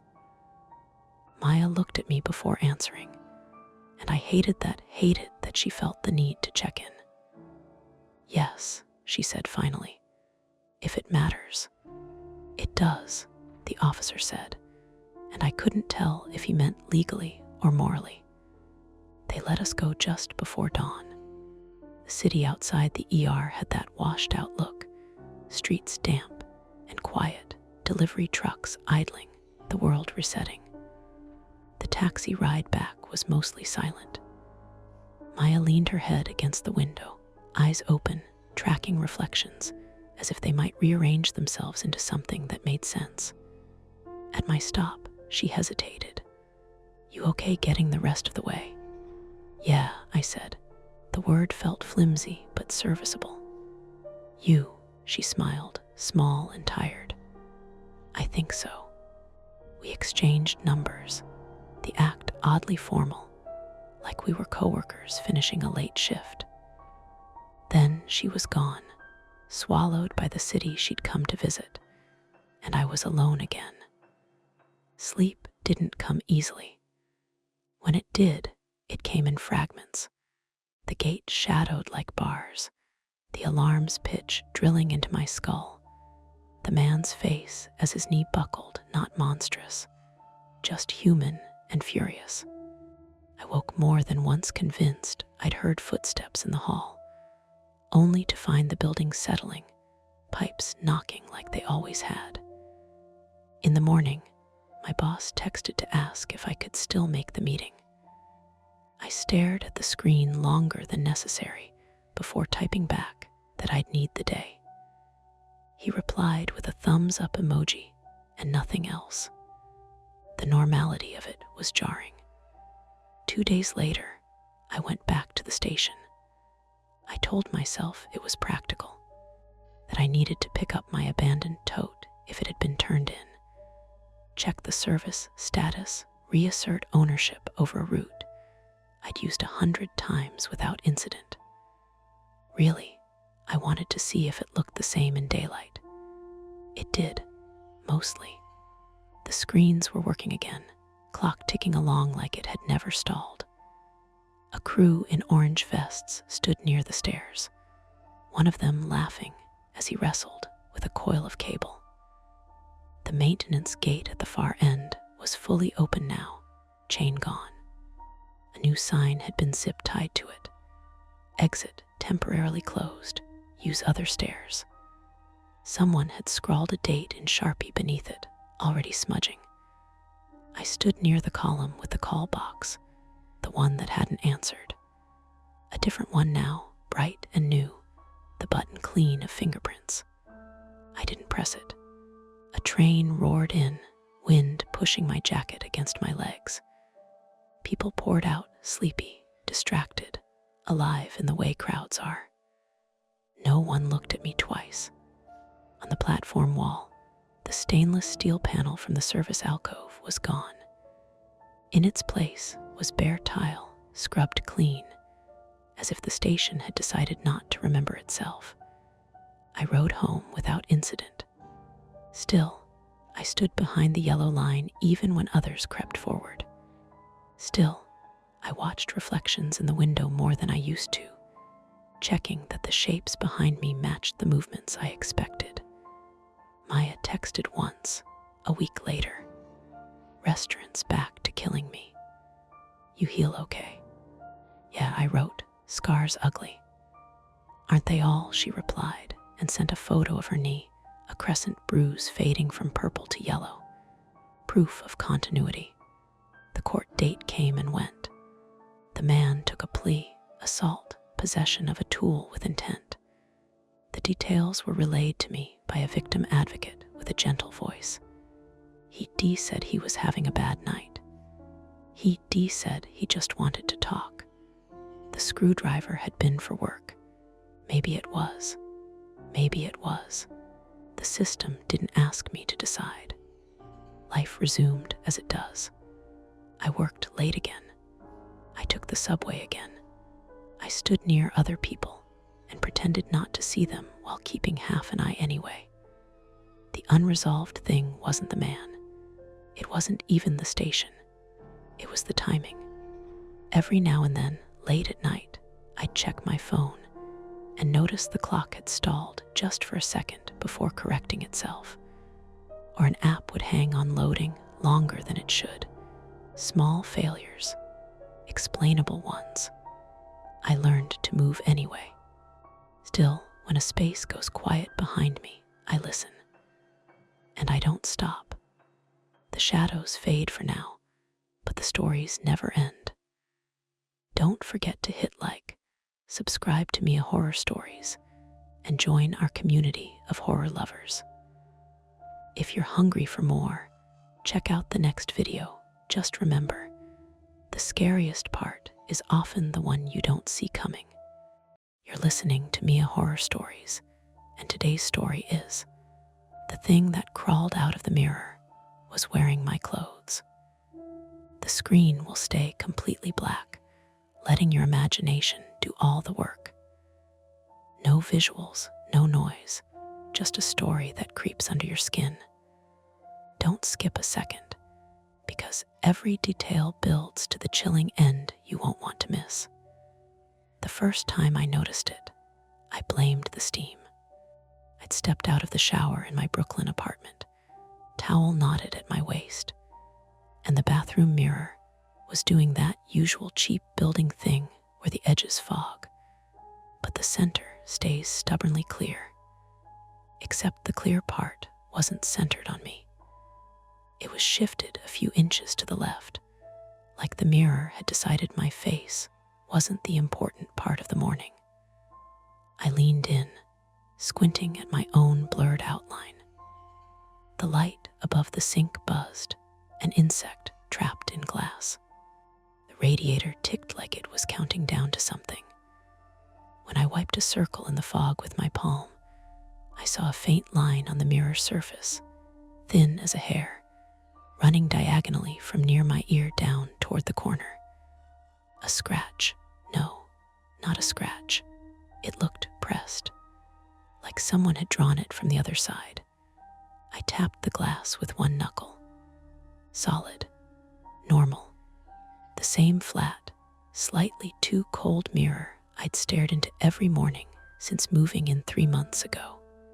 I told myself it was from the previous tenant, or from the guy who installed it, or from me somehow, though I couldn't think of a moment when I'd gotten close enough to carve a single perfect line into glass. Then, behind the mirror, there was a soft sound. Not a bang, not a dramatic movie thud, more like a knuckle brushing drywall. A SHFF. I froze with my hand still on the glass, feeling the film of steam and the drag of my palm. "Hello," I said, because I'm the kind of person who says hello to an empty room, even when he knows how stupid it sounds. No answer. Just the buzz of the light and the distant traffic on Atlantic Avenue, and somewhere above, a neighbor's bass line leaking through the ceiling like someone's heartbeat amplified. I leaned closer until my breath clouded the spot I'd wiped clean. The line stayed sharp. It was still explainable. Pipes. Expansion. Old building settling. A mouse in the wall. Still, I found myself angling my body so the mirror couldn't catch me straight on, like I could prevent a bad angle of myself from becoming evidence. My name is Evan Holt, and I'm not proud of how quickly my brain tries to fill in blanks with worst-case scenarios. It's a habit I pretend is preparedness. Really, it's fear wearing a sensible jacket. I dried off and dressed in the only clean jeans I had left and a gray t-shirt I'd slept in by accident. The t-shirt smelled faintly like detergent and the corner deli's frying oil, because everything in this apartment eventually smelled like the corner deli's frying oil. I left the bathroom door open on purpose, the way people do when they don't want to admit they're listening for something. In the kitchen, my phone buzzed on the counter, rattling against an old ceramic mug I used for pens. A text from Mara. "Mara, you up? Mara, don't forget. 9:30. I will drag you there by your ear." I smiled despite myself.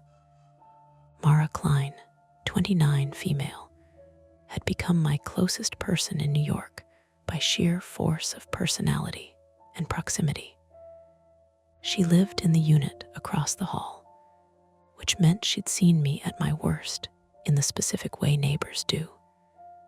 Half-dressed, carrying trash, looking like I'd just lost a fight with a pillow.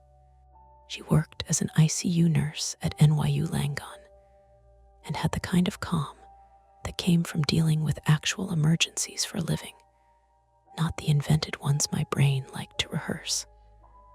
Me, I'm up, I'm showered, me, I'm basically thriving. Mara, liar Mara, coffee in 10. Door. I set my phone down and tried to focus on normal things. The sour smell of the trash bag under the sink, the coffee grounds scattered on the counter like dirt, the way the fridge wheezed when it kicked on. I poured water into the kettle and watched the gas flame click, then bloom blue. And then I heard it again. Not loud, not urgent, just a small, definite SHFF from the direction of the bathroom. I stood perfectly still, one hand on the kettle handle, and waited for my brain to stop sprinting. When it didn't, I walked down the short hallway and pushed the bathroom door wider. The mirror was still fogged at the edges. The diagonal line was still there.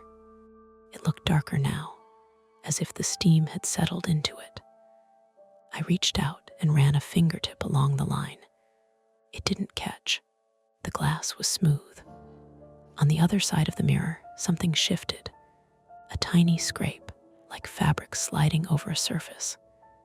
"Okay," I said out loud, because if I didn't put a word into the air, the sounds felt like they owned the space. "Okay, pipes. It's pipes." I pressed my ear to the wall beside the mirror. The paint was cool against my skin. I could smell toothpaste and damp towel, and under that, the faint mildew that every New York bathroom has no matter how often you bleach. Nothing. I backed away and looked at the mirror from different angles. The line didn't change. The frame, thin, cheap aluminum, sat flush against the wall. No obvious gaps. No loose corners. I tapped along the edges and listened to the sound. Sharp, consistent. Glass over drywall. My private flaw, if you want the honest version, is that I don't trust my own senses when I'm stressed. I start checking and rechecking. I take photos of the stove knobs before I leave. I lock the door, walk away, then come back to try the handle again just to feel it not move.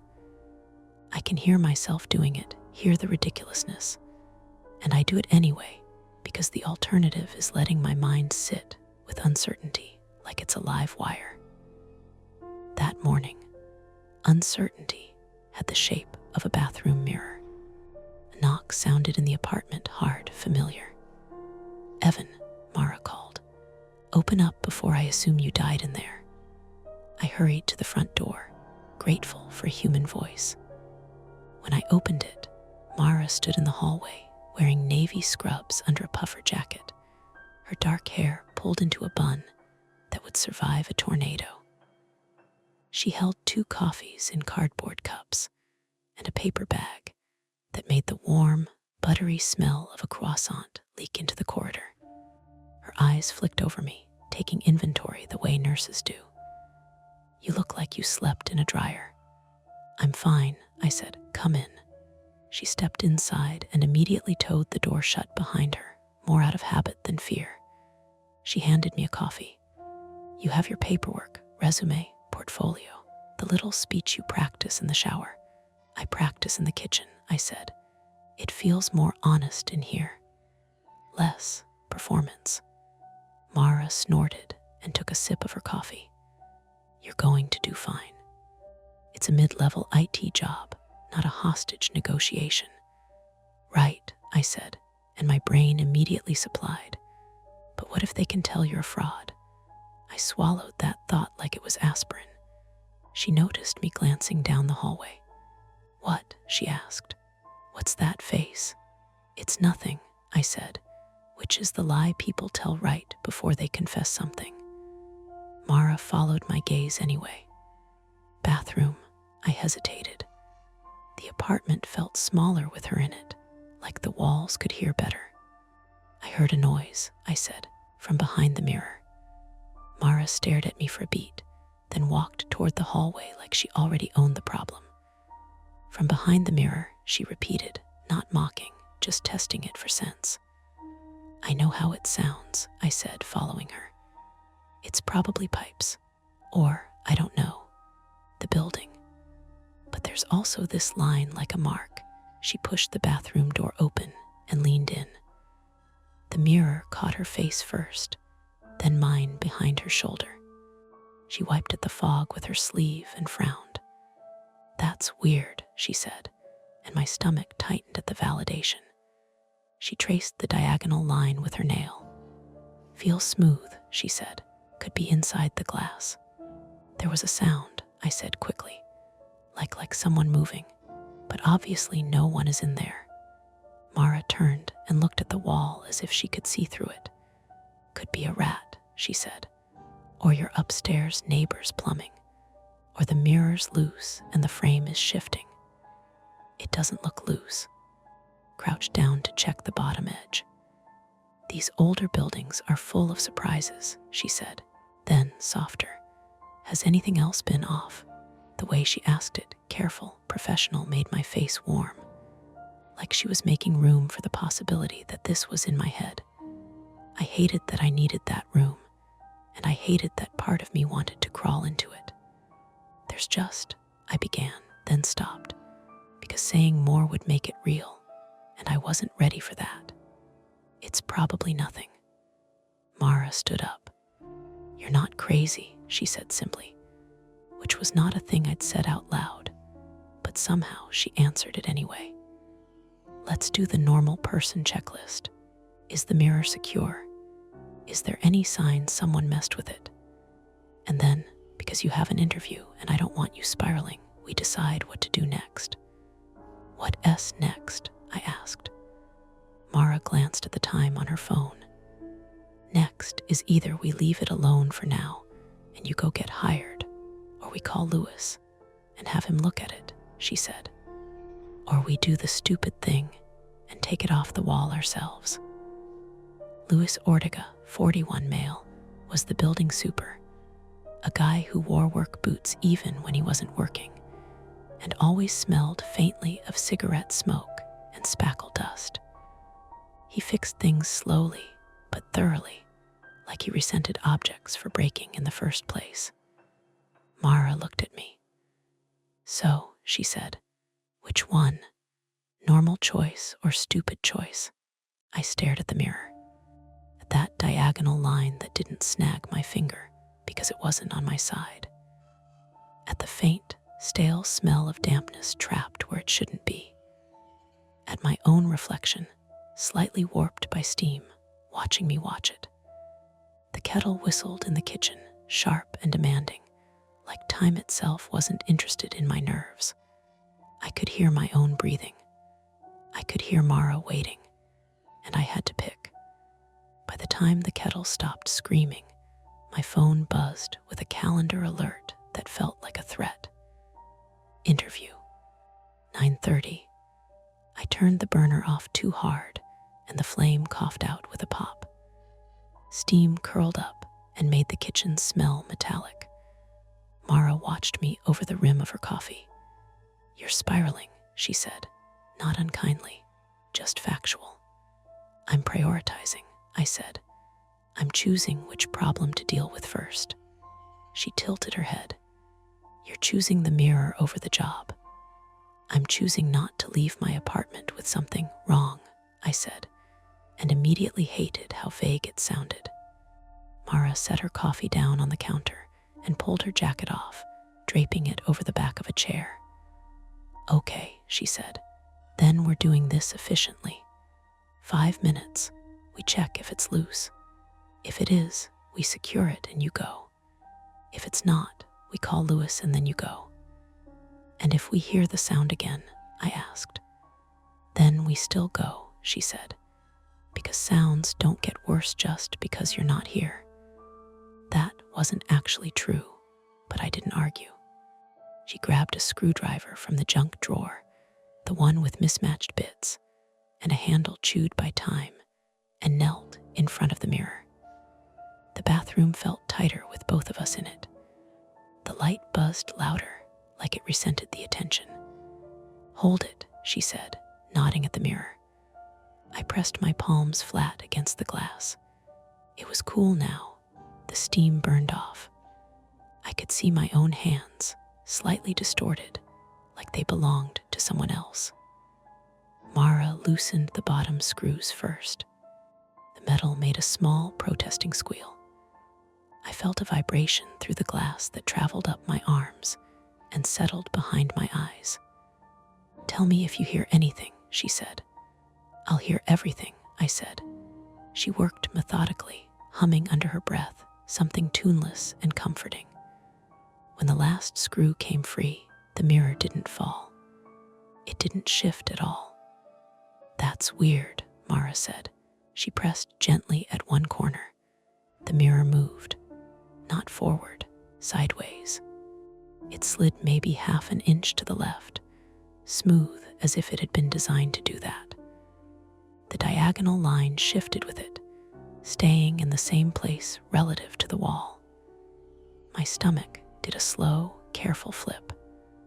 There's no mounting bracket, Mara said. It's just sitting there. On what? I asked. She slid her fingers behind the edge. On a lip, she said, like a something scraped. This time it wasn't ambiguous. It was the sound of fabric against wood, close enough that I could tell you what it reminded me of, jeans brushing past a doorframe. Mara froze. I felt it through the glass before I saw it in her face. "Did you hear that?" she asked. "Yes," I said. "Yes, I did." We stood like that for a second, the mirror half slid, my hands still pressed flat. The radiator ticked. Somewhere outside, a truck backfired, normal life doing its best impression of indifference. Mara straightened slowly. "Okay," she said. "That's not pipes." "No," I said. She pulled her phone out of her pocket and dialed without looking. "Lewis, it's Mara in 4B. I need you now. There's something wrong with Evan's mirror." She listened, jaw tight. "No, not leaking, not electrical. She glanced at me. "It's a structural thing. I think there's a void behind the wall." She hung up and looked at me. "He's 10 minutes out. We don't touch it until he gets here." "My interview," I said, because my brain was grabbing onto the nearest cliff.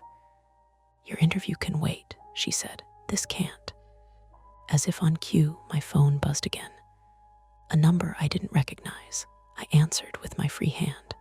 "Hello, Evan Holt," a man asked. His voice had that flat, professional cadence that made my shoulders tense. "Yes, this is Officer Daniels with NYPD. We're doing a welfare check at your address." "Are you home?" Mara's eyes snapped to mine. "A welfare check," I said. "Why, we received a call about unusual activity reported by a neighbor," Daniel said. "Possible sounds of distress from inside your unit." Mara mouthed, "What?" "I'm home," I said. "I'm fine." "Are you alone, sir?" I looked at Mara. "No," I said. "My neighbor is here." There was a pause. "We're already en route," Daniel said. "Please remain where you are." The call ended. Mara swore softly. "I didn't call them," she said. "Did you?" I shook my head. My mind ran through the list of people who could have. The woman upstairs with the bass-heavy speaker, the guy across the hall who never made eye contact, someone outside who heard something through an open window, or someone inside the walls. "We need to get that mirror off," I said. The words came out faster than I could vet them. "Before they get here." Mara hesitated. I could see her weighing protocols against reality. "Evan, if there's someone back there," I said, "I don't want the first interaction to be through a reflective surface." That was the truth, stripped down to the bone. She nodded once. "Okay," she said, "but we do it safely." We slid the mirror the rest of the way aside together. It came free without resistance, revealing a rough opening cut into the drywall. Not a clean maintenance hatch. Something jagged, like it had been enlarged by hand. The space beyond smelled stale and human. Sweat and dust, and something faintly sour. I leaned in despite myself. The cavity was narrow, just wide enough for a person to squeeze through if they turned sideways. There were scuff marks along the studs. Bits of insulation clung to them like dirty snow. "Jesus," Mara whispered. From inside the space came a small sound, a breath held too long. "Hello," I said. My voice sounded thin, stretched. There was a shift, closer now. I heard the unmistakable scrape of skin against wood. A knuckle knocked, tentative, against the inside of the drywall. Mara grabbed my wrist. "Hard, back up," she said. The knock came again. Then a voice, hoarse, close. "Please," it said, "don't call the cops." My phone vibrated in my pocket, insistent. Mara looked at me, eyes wide and sharp. "Evan," she said, "we have about 2 minutes before this gets very official." The mirror lay propped against the tub, reflecting the bathroom in fragments. Our feet, the open wall, the space where someone was breathing on the other side. I had a choice, and this one felt heavier than the first. Because whatever I did next would put someone, maybe me, directly in the path of something that had already decided to come this far. Mara kept her grip on my wrist, like she was anchoring me to the real world. "Listen," she said toward the opening, voice low but steady, the tone she probably used on drunk relatives in waiting rooms. "No one's trying to hurt you. We need to know who you are, and we need you to come out where we can see your hands." A breath came from the cavity, close enough that I could smell it now, stale coffee and something medicinal, like mouthwash or a cheap menthol lozenge. "I can't," the voice said. Male, adult, not old. The rasp sounded like dehydration, not age. "Why not?" Mara asked. "Because you'll think," a cough, wet, like he'd been holding dust in his chest. "You'll think I'm him." My stomach tightened at the pronoun. "Him who?" I said, and immediately regretted speaking because my voice jumped, giving away too much. The man didn't answer. I heard a shifting, a careful repositioning. The cavity was narrow. The sound of his shoulder rubbing against studs made my skin itch. Mara looked at me. Her expression said stay quiet, but her eyes also said I'm not leaving you alone with this. From the kitchen, my phone buzzed again. Then again. Rapid, like someone was calling back to back. Mara didn't take her gaze off the opening. "Go check," she whispered. I backed out of the bathroom, keeping the open wall in my peripheral vision like it could spit something at me. The hallway was a short run from the bathroom to the front door, 5 steps if you didn't count the pile of shoes I kept meaning to organize. In the kitchen, my phone screen lit up with another unknown number. This time, there was a voicemail notification too. I swiped it open without thinking. A man's voice, clipped, official. "Mr. Holt, this is Officer Daniels again. Downstairs. Buzz us in, or we'll contact building management." My throat went dry. I stared at the intercom panel by the door, the buttons worn smooth by decades of buzzing people into their own apartments. Through the thin front door, I heard the building's hallway in its morning mode. A distant elevator cable whining, someone's keys, a baby crying 2 floors up. Nothing dramatic, which somehow made the idea of police arriving feel worse, like a stain spreading quietly. I went back to the bathroom. Mara was crouched near the opening now, keeping her body angled so she could move fast. She pointed at the mirror leaning against the tub. "We need to put that back," she said under her breath. "At least halfway. If they see a hole in your wall, this turns into a hole," she gestured vaguely. "Scene." The voice in the cavity made a small noise, almost a laugh, but it turned into a cough. "They're here?" he asked. "Yes," Mara said. "They're here, so you're coming out now." "No," he said, and the single syllable had weight. "You don't get it." Mara's jaw tightened. "I do get it," she said. "You're hiding in someone's wall. There are cops outside. The best possible version of this ends with you in cuffs and everyone alive." I stepped closer. The opening was at shoulder height, hidden by where the mirror had been. I could see darkness, insulation, 2 vertical studs, nothing else. "Why are you in there?" I asked, forcing my voice to steady. "Are you hurt?" A pause, then, "He's hurt." My head felt full of cotton. "Who is he?" I asked again. The man's breathing quickened, like he'd said something he didn't mean to. "I didn't do it," he said quickly. "I didn't touch him." Mara's eyes flicked to mine. Great. That was the look. Attempt 1 happened because we had to do something before the police became a physical presence on the other side of the door. Mara did what she always did, tried to turn chaos into triage. "Okay," she said. "We're doing this in steps. I'm going to slide the mirror back so you have privacy. Evan is going to buzz the officers in and tell them there's an intruder in the wall. You are going to keep talking so we can keep track of where you are. Understood?" "No," the man said, immediate. "Don't bring them up." "Then what do you want?" Mara asked, and the edge in her voice finally showed. I want clothes, he said. For a second, it didn't land. Then it did, and my stomach dropped in a slow, sick way. You mean my clothes, I said. A soft scrape closer. You have a hoodie, he said, gray, and the boots, the brown boots by the door. Mara's head snapped toward the hallway, toward my shoe pile. She didn't move, but I saw every muscle in her back tight. How do you know what boots he has? She asked. Silence.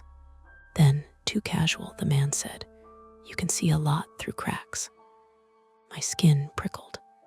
I thought of the times I'd changed shirts in my bedroom with the bathroom door open, of me walking barefoot to get water at night, of my stupid habit of leaving the bathroom light on, making my silhouette visible through the frosted glass. Attempt one failed right there, because the moment he demonstrated familiarity, the idea of him just being trapped or desperate became something else. Someone who'd been watching, and not by accident. Mara stood up slowly. Evan, she said quietly, not taking her eyes off the opening. Go to the door, lock it, chain it, now. What about the cops? I whispered. Now, she repeated. I moved fast, my bare feet sliding slightly on the hallway's cheap laminate. I locked the deadbolt and hooked the chain, hands shaking. Through the door, I heard a muffled knock, firm, authoritative. NYPD, a male voice called. Open the door, I swallowed. We can't, I called back, and hated how ridiculous it sounded. Just wait a second. Sir, open the door, the voice said again, sharper. I turned toward the bathroom and raised my voice. Mara, they're here. Keep them there, she called back. In the bathroom, Mara was doing something that made my stomach twist. She was sliding the mirror back toward the opening, not fully covering it, but narrowing the visible gap like a lid. The man inside made a sound, panic, sudden. No, don't, he pushed. Not out, but against the wall from inside. The mirror jumped in Mara's hands. The sharp edge of the aluminum frame bit her palm. Damn it, she hissed, instinctively letting go for half a second. That was all it took. A hand shot through the gap. Not a pale horror movie hand. Just a human hand, dirty, nails bitten down, knuckles scraped raw. It grabbed the mirror frame and yanked. The mirror slid aside. Mara stumbled back and hit the toilet tank with her hip, hard enough to make the porcelain thunk. The man didn't emerge yet. He couldn't, he was wedged. But his arm came out, reaching, groping along the air like he was searching for a latch. My brain supplied an image of someone wriggling through studs like an animal, and it made me nauseous. Mara grabbed the screwdriver and jabbed not into him, but into the wall beside his arm, trying to wedge the mirror frame against the stud. Evan, she snapped. Help me, I rushed back and grabbed the mirror edge. The glass shivered under my hands, threatening to slip.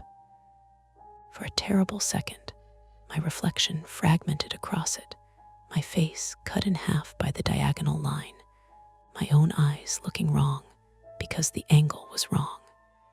And in that broken angle, it looked like there was someone else behind me in the bathroom, taller, wearing a gray shirt. My body reacted before my brain could. I spun, heart hammering. There was no one, just the shower curtain, the towel on the hook, the cramped space. Misdirection.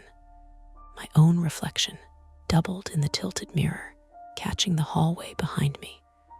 A normal optical trick. My pulse didn't care that it was explainable. It kept punching anyway. The man's arms strained. The tendons stood out. He was strong in that frantic, starving way. Stop, Mara yelled. You're going to break your... His hand slipped and slammed into the mirror edge. Glass cracked sharp, sudden like a gunshot in the small room. Mara flinched. I felt the mirror jerk in my grip. A shard broke loose and sliced my palm. Pain flared hot, immediate. Blood beaded and then ran, bright against the gray glass. The man hissed too. He'd cut himself as well, his forearm smeared red as he dragged it back. Somewhere outside my apartment, the knocking on the front door changed tone, more urgent. I heard footsteps in the hallway, more than one set. The building waking up to trouble. Attempt 2 was stupid because it wasn't a plan. It was just brute problem solving. Keep him in, keep him out, keep him from doing whatever he was trying to do. Mara grabbed my wrist, this time not to calm me, but to look at my hand. "You're bleeding," she said.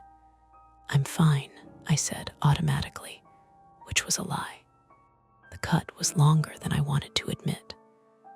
Mara tore a strip of paper towel from the roll and wrapped it around my palm, pressing hard. "Pressure, keep pressure." The man inside the wall whispered something I couldn't catch, like he was talking to someone else. "Who are you talking to?" I demanded, voice cracking. He didn't answer. Instead, he shifted, and this time his shoulder appeared, then part of his head, squeezing through the jagged drywall. Dust fell in a soft curtain. He was younger than I expected, maybe mid-20s, gaunt, eyes too bright, and he was wearing my gray hoodie, the one I couldn't find this morning. Mara's eyes widened, flicking from the hoodie to my face. Her breath caught like she'd been punched. The man's gaze pinned me. He smiled, not big, not theatrical, just a tight stretch of mouth that said he'd been waiting for this part. From the front door, "Sir," Officer Daniels called, louder now, right outside. "Open the door. Now."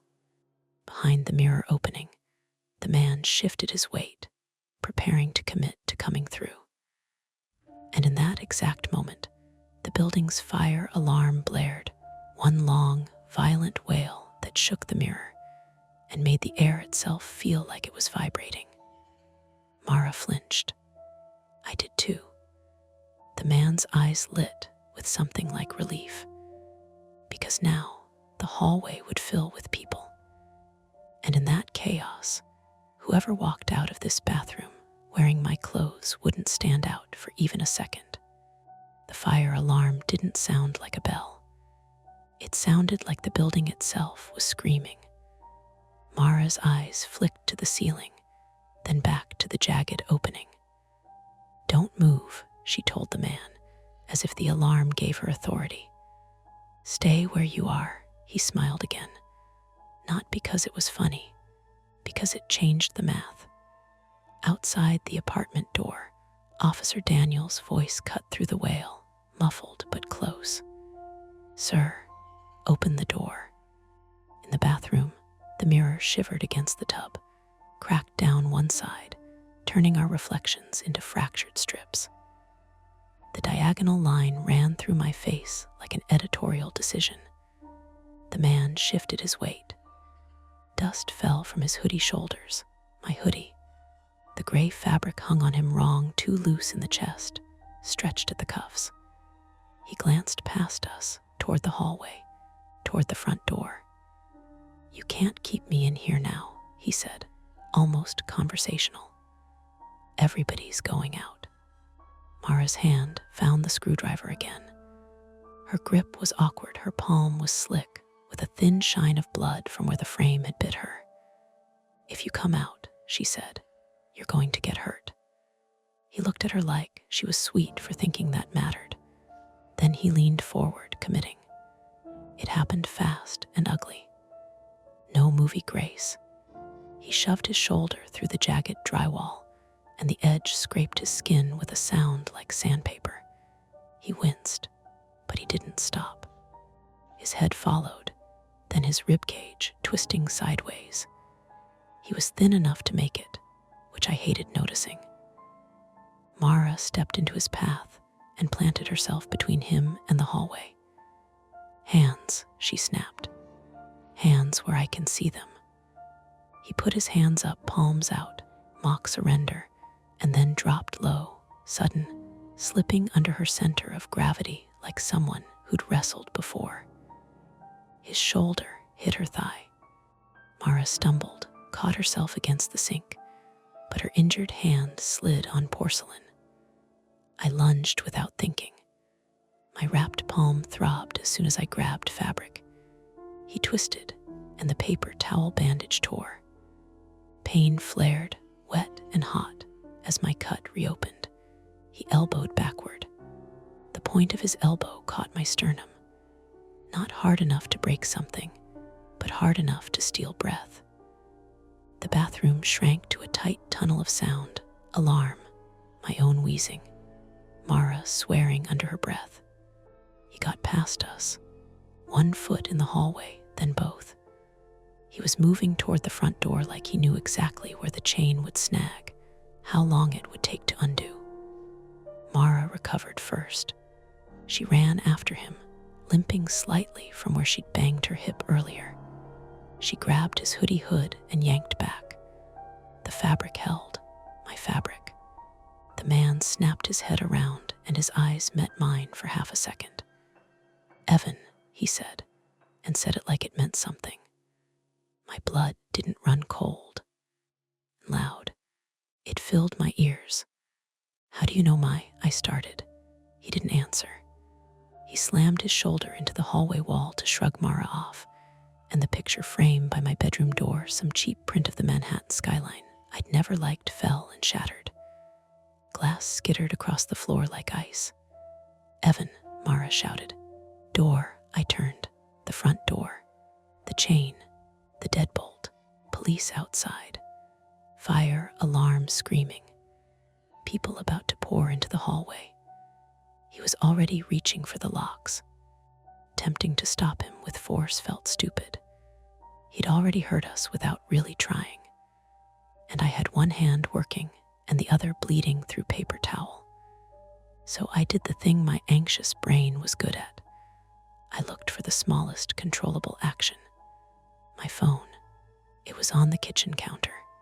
It had my voice, my name, my face in the ID, my lock screen photo from last summer. If he got my phone too, then in a hallway full of smoke alarm chaos, he wouldn't just look like me. He'd have the props. "Mara," I yelled, "don't let him get my phone." Mara's eyes flicked toward the kitchen, automatically good. She moved fast, cutting him off from that direction. The man saw it too. His gaze snapped to the counter, then back to the door. He made a decision, jaw tightening. He went for the door anyway. He flipped the deadbolt. The heavy metal thunk was the loudest sound in the world. Then he reached up for the chain. "Stop," I yelled through the alarm, and my voice came out ragged. Officer Daniels banged again. "Sir, open the door." The man pulled the chain free. Mara lunged, but her foot hit the broken glass from the fallen picture frame. She slipped just a little, and that little bit was enough. Her shins scraped hard against the wood baseboard. She hissed, pain flashing across her face. The man yanked the door open. The hallway outside was washed in flashing red from the alarm strobe. Smoke didn't pour in, but there was that faint scent of burnt toast or overheated wiring that made your body decide there was fire anyway. Officer Daniel stood right there with another officer behind him. Both men were in uniform, faces alert, hands half raised in that ready, but not yet posture. And the man in my hoodie stepped forward like he belonged there. "I'm Evan," he said, loud enough to cut through the alarm. He broke into my place. He pointed back into my apartment, finger steady. "He's in there." For a split second, the officer's eyes tracked with his gesture toward me. My mouth opened. No sound came out. Shock does that, steals your words and leaves you with air. Mara found her voice first. "No," she barked. "That's not officer. Listen." Officer Daniels held up a hand, eyes on the man in the hoodie. "Sir," he said, calm, "step back inside for me." The man's expression flickered. He hadn't expected the officer to tell him to go back in.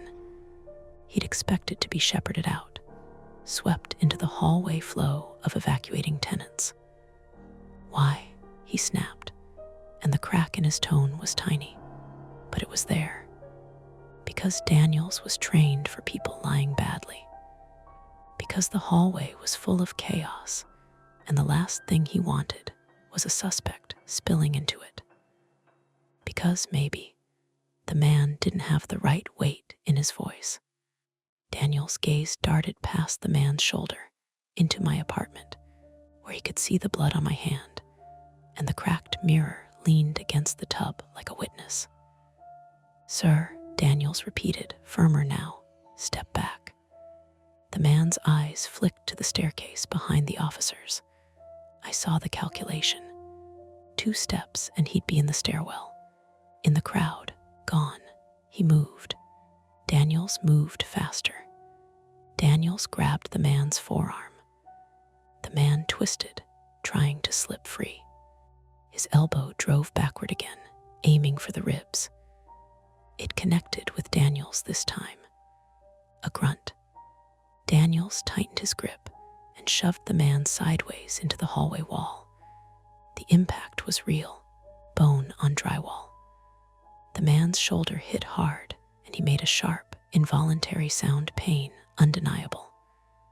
Officer 2 stepped in, grabbing the other arm. "Stop resisting," he shouted, words automatic even under the alarm. The man thrashed, desperate now.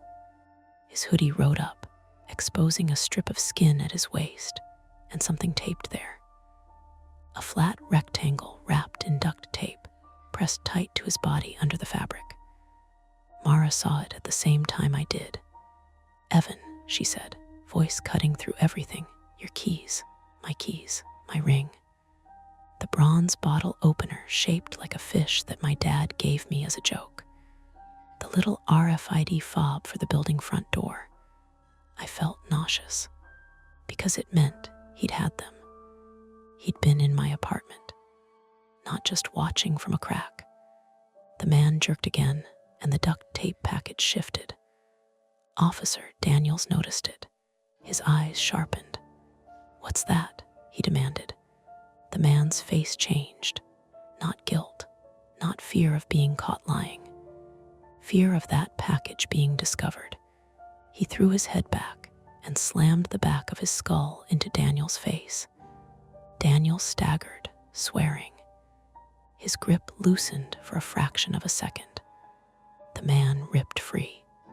He bolted down the hallway toward the stairwell, alarm strobe flashing over his back, turning him into a stop-motion silhouette. Tenants' doors were cracking open, faces appearing in the gaps, sleepy, confused, frightened. "Stop," the second officer yelled and chased. Daniels recovered and followed, one hand to his nose, blood bright in the red strobe. Mara started after them, then stopped, catching herself like she'd stepped to the edge of a drop. "Evan," she said, grabbing my shoulders, forcing my eyes back to hers. "Look at me." I did. My chest heaved. My cut hand dripped through the paper towel onto the floor.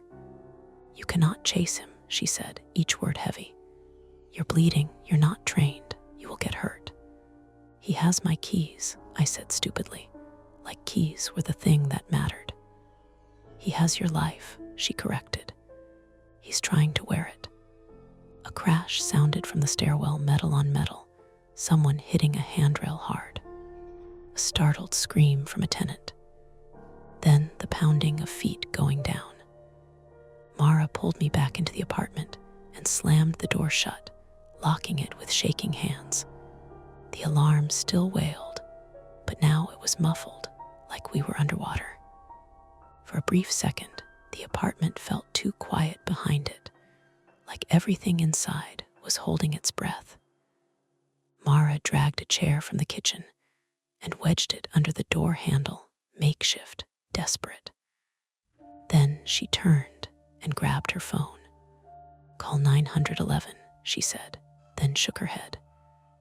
"No, Daniel's already just," she swallowed hard, trying to reassert order. "Text Lewis. Tell him do not let anyone into your unit. Tell him to meet us outside." I stared at the hallway leading to the bathroom.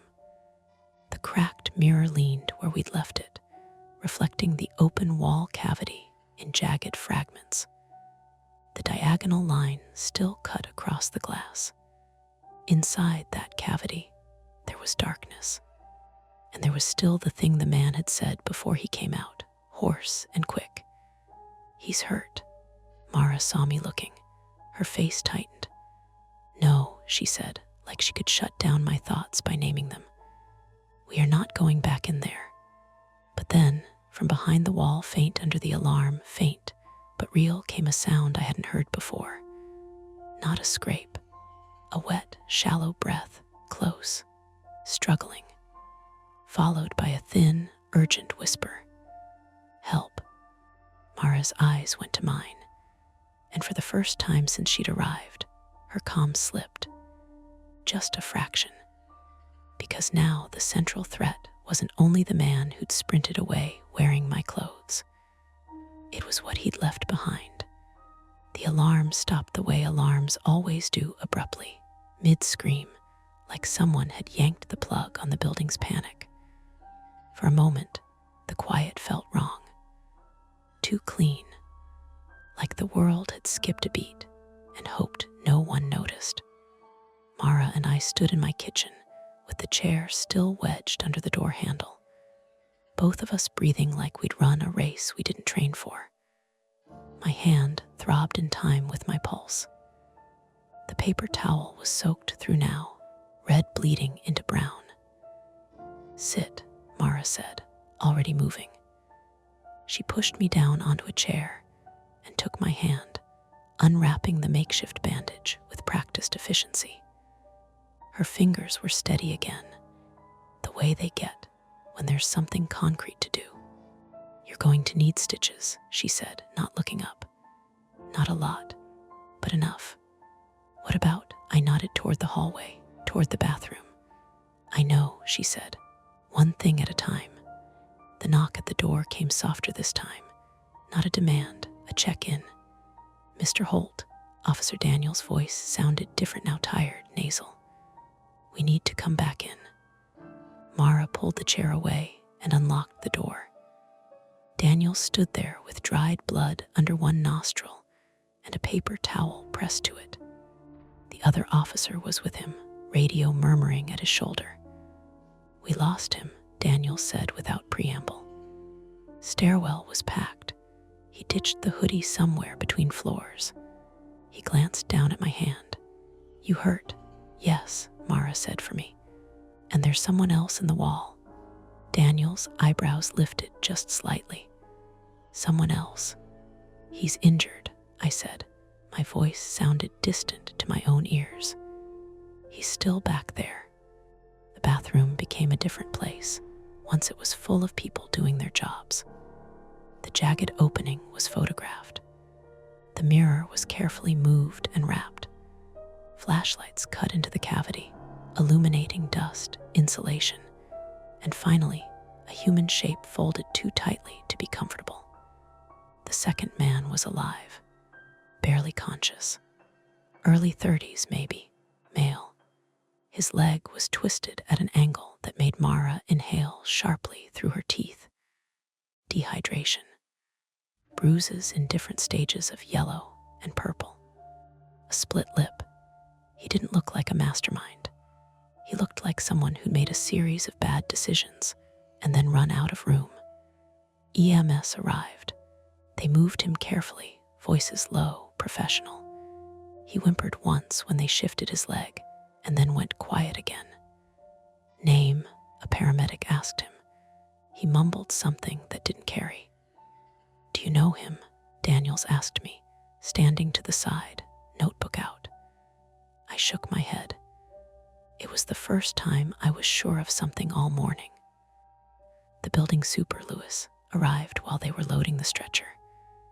He took in the broken wall, the mirror, the police, and let out a long breath through his nose. I told management this place had dead space, he said. Old renovations. They closed things up wrong. Later, hours later, after my hand was stitched and bandaged in an urgent care that smelled like antiseptic and old magazines, Daniels called me. They were cousins, he said. The two men, the one in your wall and the one who ran. Why? I asked. It felt like the right question, even if it didn't have a good answer. Money, Daniel said. Housing, IDs. They'd been crashing in vacant units, storage spaces. When that dried up, they found the wall. Your wall just happened to connect. Is he? I stopped. The one who ran, did you catch him? There was a pause. Not yet, Daniel said. We will. I believed him in the way you believe weather reports, intellectually, with room for error. The injured cousin survived surgery. Compound fracture. Infection risk. He told a social worker enough to fill in the rest. They'd cut into the wall weeks ago, meant to move on after a night or two. The fall, the slip had trapped him. The other had stayed longer than planned, watching, waiting for a chance to get out clean. Using my clothes because they were there. Using my name because he'd heard it through the wall. Mara didn't sleep at my place that night. Neither did I. I stayed on her couch, my hand elevated, the TV on low with something forgettable playing. Ordinary noise as a shield. In the morning, I went back to my apartment with 2 officers and Lewis. The wall was sealed with plywood for now. The mirror was gone entirely. In its place, bare drywall waited to be repaired. The bathroom felt smaller without it. I showered anyway. I kept my eyes on the tile. When I stepped out, there was no reflection to argue with me. Just a blank space. I missed the interview. They emailed later to reschedule. I wrote back something polite and non-committal. I didn't know yet if I wanted to stay in that apartment, in that city, in that version of myself that hadn't noticed sooner. Weeks passed. The building fixed the wall properly. Management sent an apologetic email. Life did what it does and smoothed itself back into a shape that almost felt like before. Almost. Sometimes, late at night, I still hear sounds. Pipes. Neighbors. The radiator counting down to nothing. I lock the door once now. Just once. But when I walk past the bathroom, I still glance at the spot where the mirror used to be. At the idea of space where there shouldn't be any. And every so often when I'm tired or distracted or half thinking about something else, I'll find one of my things not where I left it. Nothing important, just moved enough to notice.